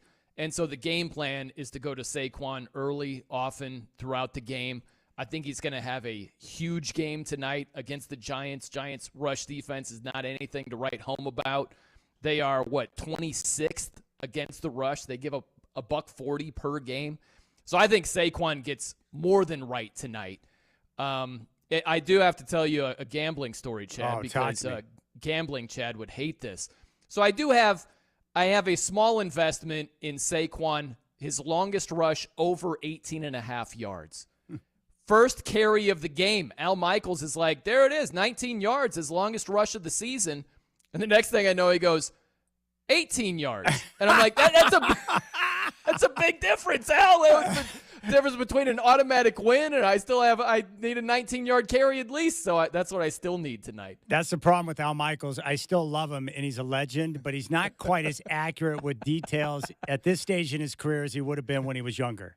Yeah, I know. It's a little different. And that's the way it goes, man. The way they spot the ball in the NFL compared to college, that probably would have been like a 21-yard run in college, But the NFL, nope, 18. It's only 18. We're not giving them 19, even though he fell down like a 19-yard rush. They are strict with the spotting of the football in the NFL, man. Oh, and by the way, Brian, my new favorite thing right now in the NFL is Aaron Glenn not seeming to understand why people have this saying, the same old Jets. Oh, my gosh. What a disaster. No turnovers forced in 5 games. I know. Is that an NFL record? It might be. Really, it's never happened before. Yeah, it's never happened before. I think it's at least a Jets record. It might be an NFL record where not one takeaway in 5 games. That's insane. It's crazy. The Jets are terrible. They are a disaster. But I'll be honest with you, I'm worried about the Broncos this weekend in London because they're a 7.5-point dog. They're playing an 0-5 team, and I just don't know how they're going to handle the success of winning one of the biggest games in franchise history and that win at Philly last week. And so how do you get up for a team like the Jets coming off that win against the Eagles? It's going to be very tough for them. Yeah, and what a win, man. Oh. That was an amazing win by your Broncos. I was so happy, cooked. I was so happy. You had to be elated for that one. But they're down 17-3, and I picked them. I wasn't betting on them, but I picked them in a couple of pools and all this stuff that I'm doing. I took the Broncos plus 3.5. They're down 17-3, and they scored a touchdown. And I'm like, great. They still have to score another touchdown. I'm like, good luck with that happening. And the next thing I know, boom, touchdown Broncos, and they go for 2 and get it. And it's like, wow, this flips everything. I give Sean Payton a lot of credit, man. That was a gutsy call. It's gutsy if it works out. It's brain dead if it doesn't work out. So it worked out, and it's gutsy. But, man, what a win. And, yeah, when you fast forward to this week, international game against the sad, sorry Jets, 0-5. Yeah, it's going to test them to see if the Broncos don't play down to the level of their competition. As long as they have their head right, they should smoke the Jets. They are terrible, man. No, I wanted to ask you. I know you are big in gambling, so I know you're paying a lot of attention. Who has screwed you over the most this year? I'm sure there's got to be a team or an individual. Man, that's a good question. I don't know off the top of my head. One game that was very bad for me, and I didn't even mean to get invested. It was week 2. I just thought that the Vikings were going to come back against the Falcons, and whatever I did was just wrong. I'm like, all right, Bijan Robinson is going crazy. I'll take his in-game over. Didn't happen. I'll take the in-game over in the game. Didn't happen. I'll take the Vikings to make it close. Didn't. Like, everything went wrong. And I'm like, I didn't even mean to bet on this game. And all of a sudden, I've lost, like, multiple units. So that game in week 2 comes to mind. I don't know anything beyond that, like what the worst thing was. One thing that I was pretty invested on Tampa at home a couple of weeks ago against Philly.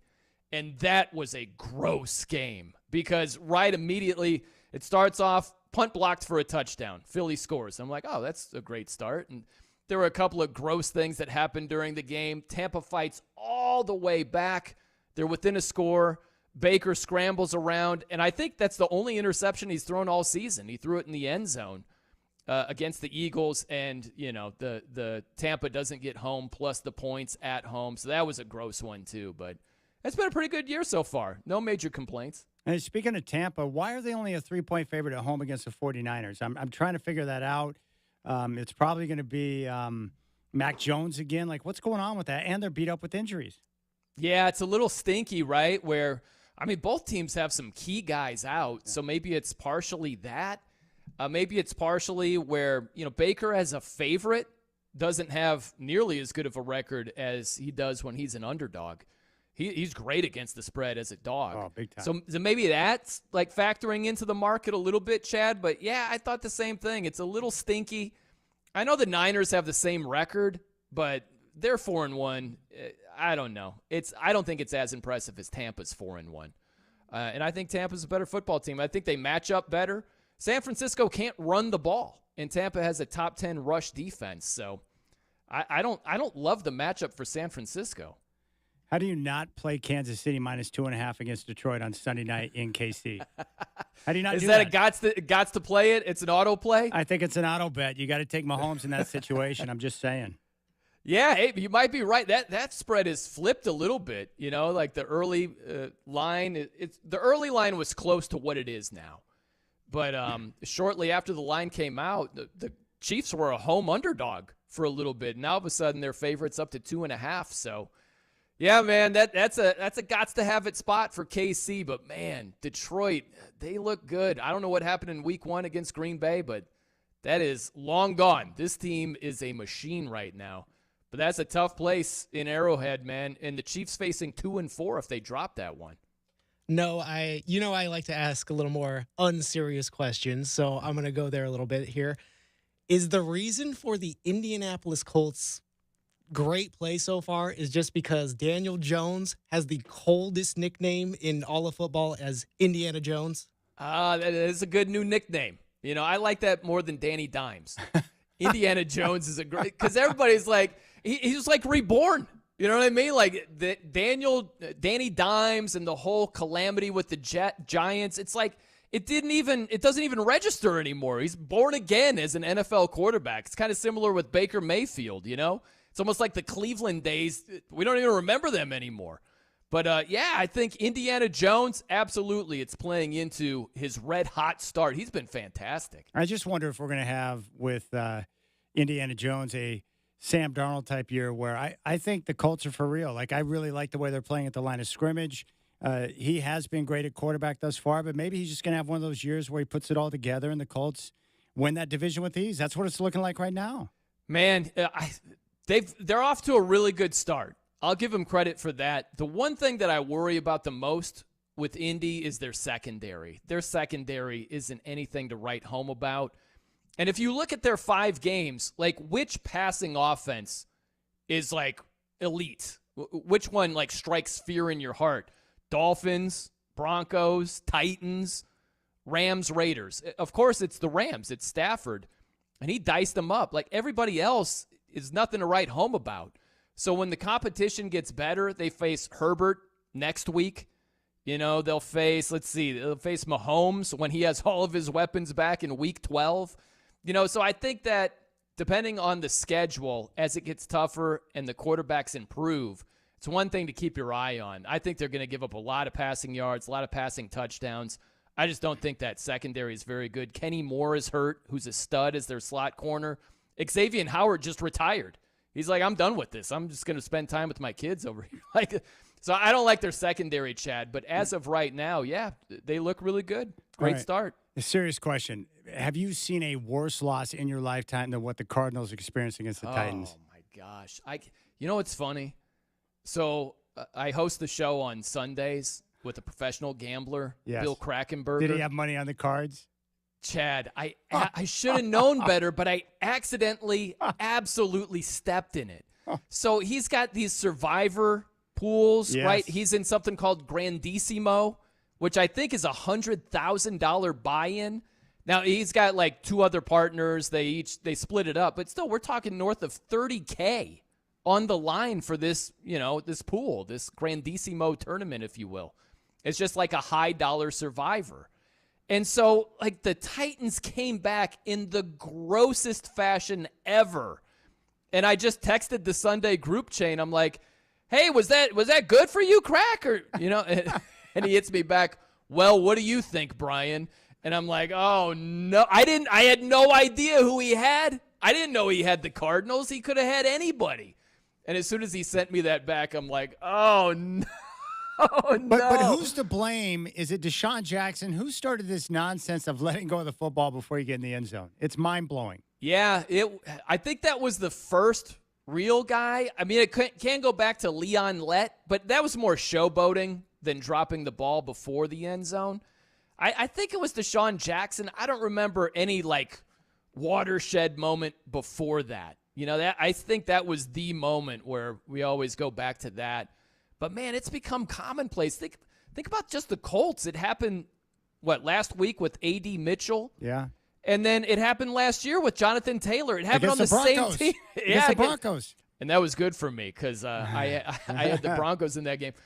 So shout out to Jonathan Taylor. But, yeah, it keeps on happening. And for it to happen with the same team in back-to-back years, it's unforgivable, man. I'd coach my players to be like, until you hit the back of the end zone. I don't want to see you dropping the ball at all. All right. He asked a serious question, so I have to go unserious. One of the biggest surprises to me is that I have not seen any misspellings of Michael Penix Jr.'s last name. How soon until a certain media company or establishment misspells that and adds an S on the end? Yeah, that was funny in the offseason, right? Where I don't know who screwed that up, but that was pretty funny. And all the screenshots, it's amazing. You know what? I think it's once it happened the first time, I think everybody is on high alert, Eric. I think this is I think you're right. Yeah. You don't want to be the person who did it again. Let's double check our work. Let's triple check it, especially with this. It's like saying bulging disc. You have the one guy screws it up. I think it was Al Troutman messed that in, our Troutwig. And now we're on high alert, right? We got the Red River rivalry coming up, Chad. You're well aware of that. You gotta punch those R's. We all know the landmines around here. A lot of landmines. Yeah, and you know what's great is if you're some intern and you're working on those type of graphics, why would you not feel tempted to do something like that and be like, hey, you hit up your boys, you're like, dude, check this out. Tune into ESPN here in about 5 minutes. And then they all start laughing. You're a legend instantly when you do that. I know, right? Yeah, it does make me wonder if some, it's a local TV station or something. Doesn't the cynic in you think, let's get a little bit of pub here. This isn't the worst thing, right? Let's just throw up the graphic. Let's act like it's a boo-boo. It's shared all over X and all these social media platforms. It might not be the worst oopsie type of strategy out there, right? Or you're a little bit upset with your employer, maybe thinking of moving on. This is the way to do it. Yeah, right. Yeah, you want to get back at the employer holding you down. Yeah, sure. I'll buy that too. I'm still mad at that company that was like, you were getting ready to sign on and do local radio in a town. They're like, we don't want you to do the national show anymore. It's like, yeah. Because we wouldn't want one of our local talents to be featured nationally, you morons. That was so bad. It makes my blood boil just thinking about the stupidity involved in that decision. Morons. Yeah, that was Indy, man. And I had filled in for 3 months. They'd put me up in hotels. I was there physically. And you could have been the new Indiana Jones, dang it. I'd be covering Indiana Jones right now, yeah. We'd be doing sit-down interviews and everything. Wasn't meant to be. Well, why don't you hang in there? If you're okay with it, we'll bring you back, and you can finish out the show with Eric and I. You cool with that, Bino? Absolutely, Chad Doing. Love to Bino. talk ball with you three. Absolutely. Brian O, Fox Sports Radio. We'll come back and close it out with him. You got the Rip City Drive on your home of the Blazers, 620 Rip City Radio.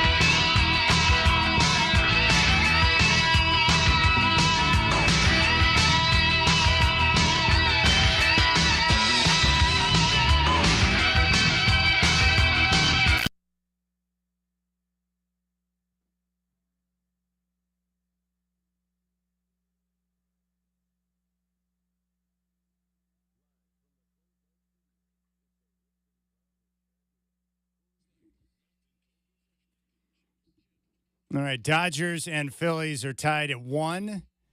Top of the ninth at Dodger Stadium. Sasaki's on the bump, and they have 2 outs. And Brian Noah is hanging out with us the rest of the show. Hey, Bino, you got any take on the Tigers and Mariners Game 5 tomorrow from Seattle? Man, I know there are going to be like 50 dudes wearing a dump number 62 here T-shirt. How about that guy traveling to Detroit? It hits in the bullpen and bounces right up to him. That's amazing, right? Isn't that awesome? Yeah, what are the odds? What a season. What a season for the Mariners. Is this not their time? It's got to, right? I can't say it's got to be their time, but if there's ever a spot for them to move on to the ALCS, it's this spot, right?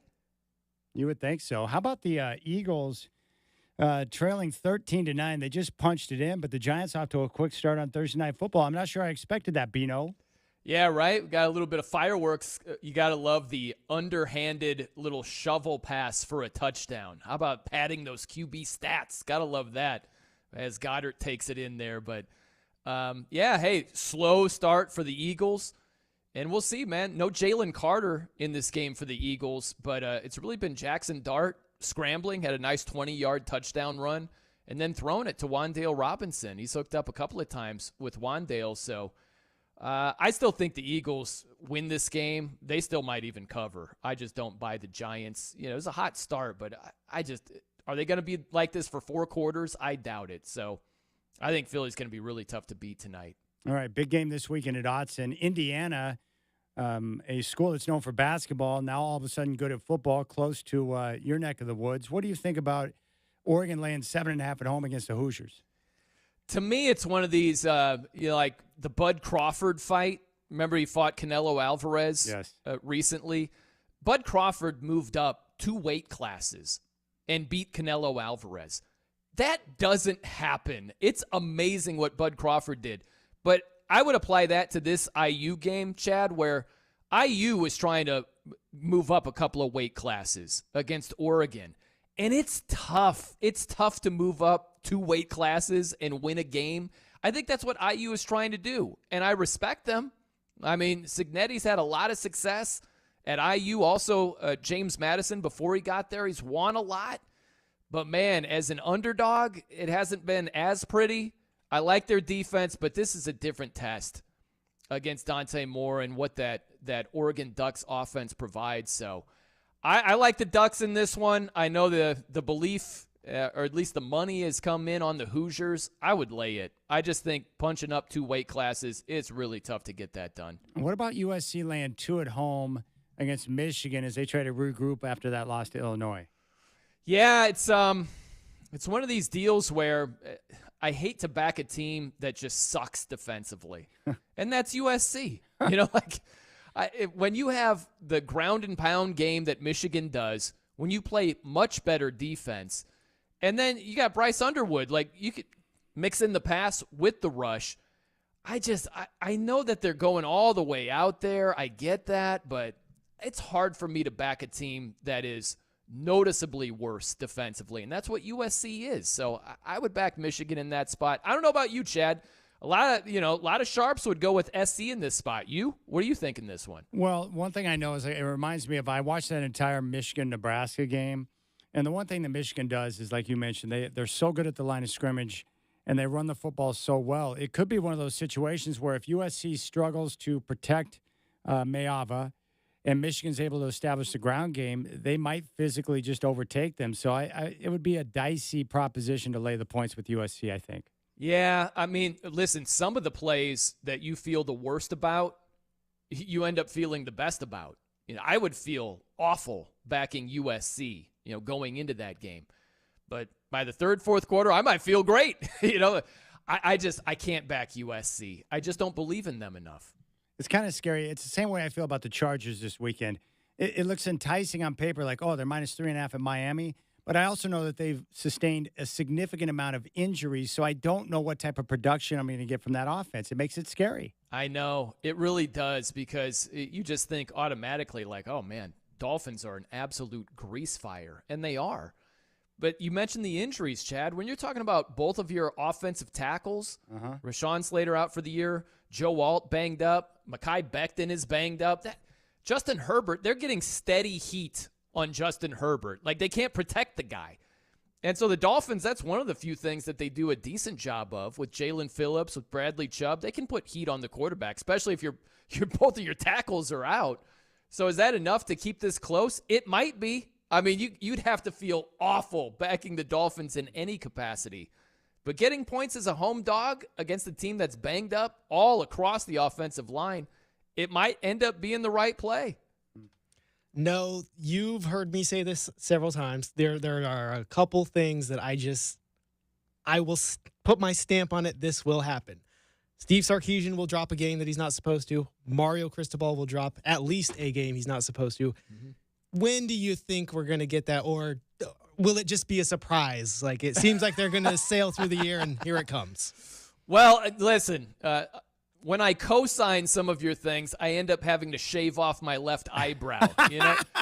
So I'm not in automatic agreement that Miami's going to kick one, because look at their schedule. That's why I'm asking. Yeah. It looks pretty simple. Man, it sure does. It's like Louisville, Stanford, SMU, Syracuse, NC State, Virginia Tech, and Pitt. There are numerous teams that are complete grease fires right now. So I don't know that it is going to happen. Maybe, I don't know, NC State on the road against Pitt to close out the season. Maybe it doesn't mean a whole lot. Maybe they have their seating is relatively locked up. At least a bye is locked up. I don't know. Maybe they're not focused for that one. Maybe that's the spot at Pitt. Who do you think the best team in the country is right now? Is it Oregon? Is it Ohio State? Or give me two of the three of the teams you think are the best right now. Man, it's down to those three. I like Miami quite a bit, but if I had to break the tie between all of them, I like Dante Moore the most out of all these quarterbacks. Julian Sayin, Carson Beck. I like Dante Moore and what he's done. I would put the Ducks number one right now. And when you go on the road and beat Penn State, I know it doesn't look as impressive after they lost to UCLA. That's still an incredibly impressive win. It's the biggest game of Dante Moore's life to this point. In that atmosphere, double overtime, the whole 9 yards. And they answered the test, man. Dante Moore has the goods. I'd put Oregon number one right now. I think Eric's with you on that. We both love Dante Moore. Just the composure he showed in that Penn State game was off the charts. Yeah, it really was. And listen, the road has been tougher for Miami because when you beat Notre Dame, now you're really doing something, right? Yeah, I mean, big time win there. That's a huge win. And then they sprinkle in, wow, we beat Florida State. We beat South Florida. Both those teams were ranked 18th at the time. We smack around Florida. Like, Miami's had an impressive schedule, an impressive run these first 5 games. All right, Bino, you got to check them out on Countdown to Kickoff on Saturday and Sunday mornings on Fox Sports Radio before the action. Bino, thanks for joining us, buddy. Man, always great to hang with you. A special treat with Eric being in studio. That's awesome. I'm off to have an oatmeal Cliff Bar. Yes, I think. And tell Al Michaels to be more precise with his call, for crying out loud. Al, I'm still going to need at least a 19-yard rush from Saquon, buddy. We haven't cashed that bet yet. All right, buddy. We'll catch you up next week. All right, man. Have a good night, guys. All right, there's Bino. Eric, thanks for coming by, buddy. Thank you for inviting me, Chad. All right, big thanks to our guest today, Steve Forbes, also Sean Highkin, Brian No. Big thanks to Brendan Slaughter for engineering the program. I'll be back tomorrow with the Rip City Drive live from Moda at 3. Blazer game day at 5, tip-off with the Kings at 7 here on your home of the Blazers, 620 Rip City Radio.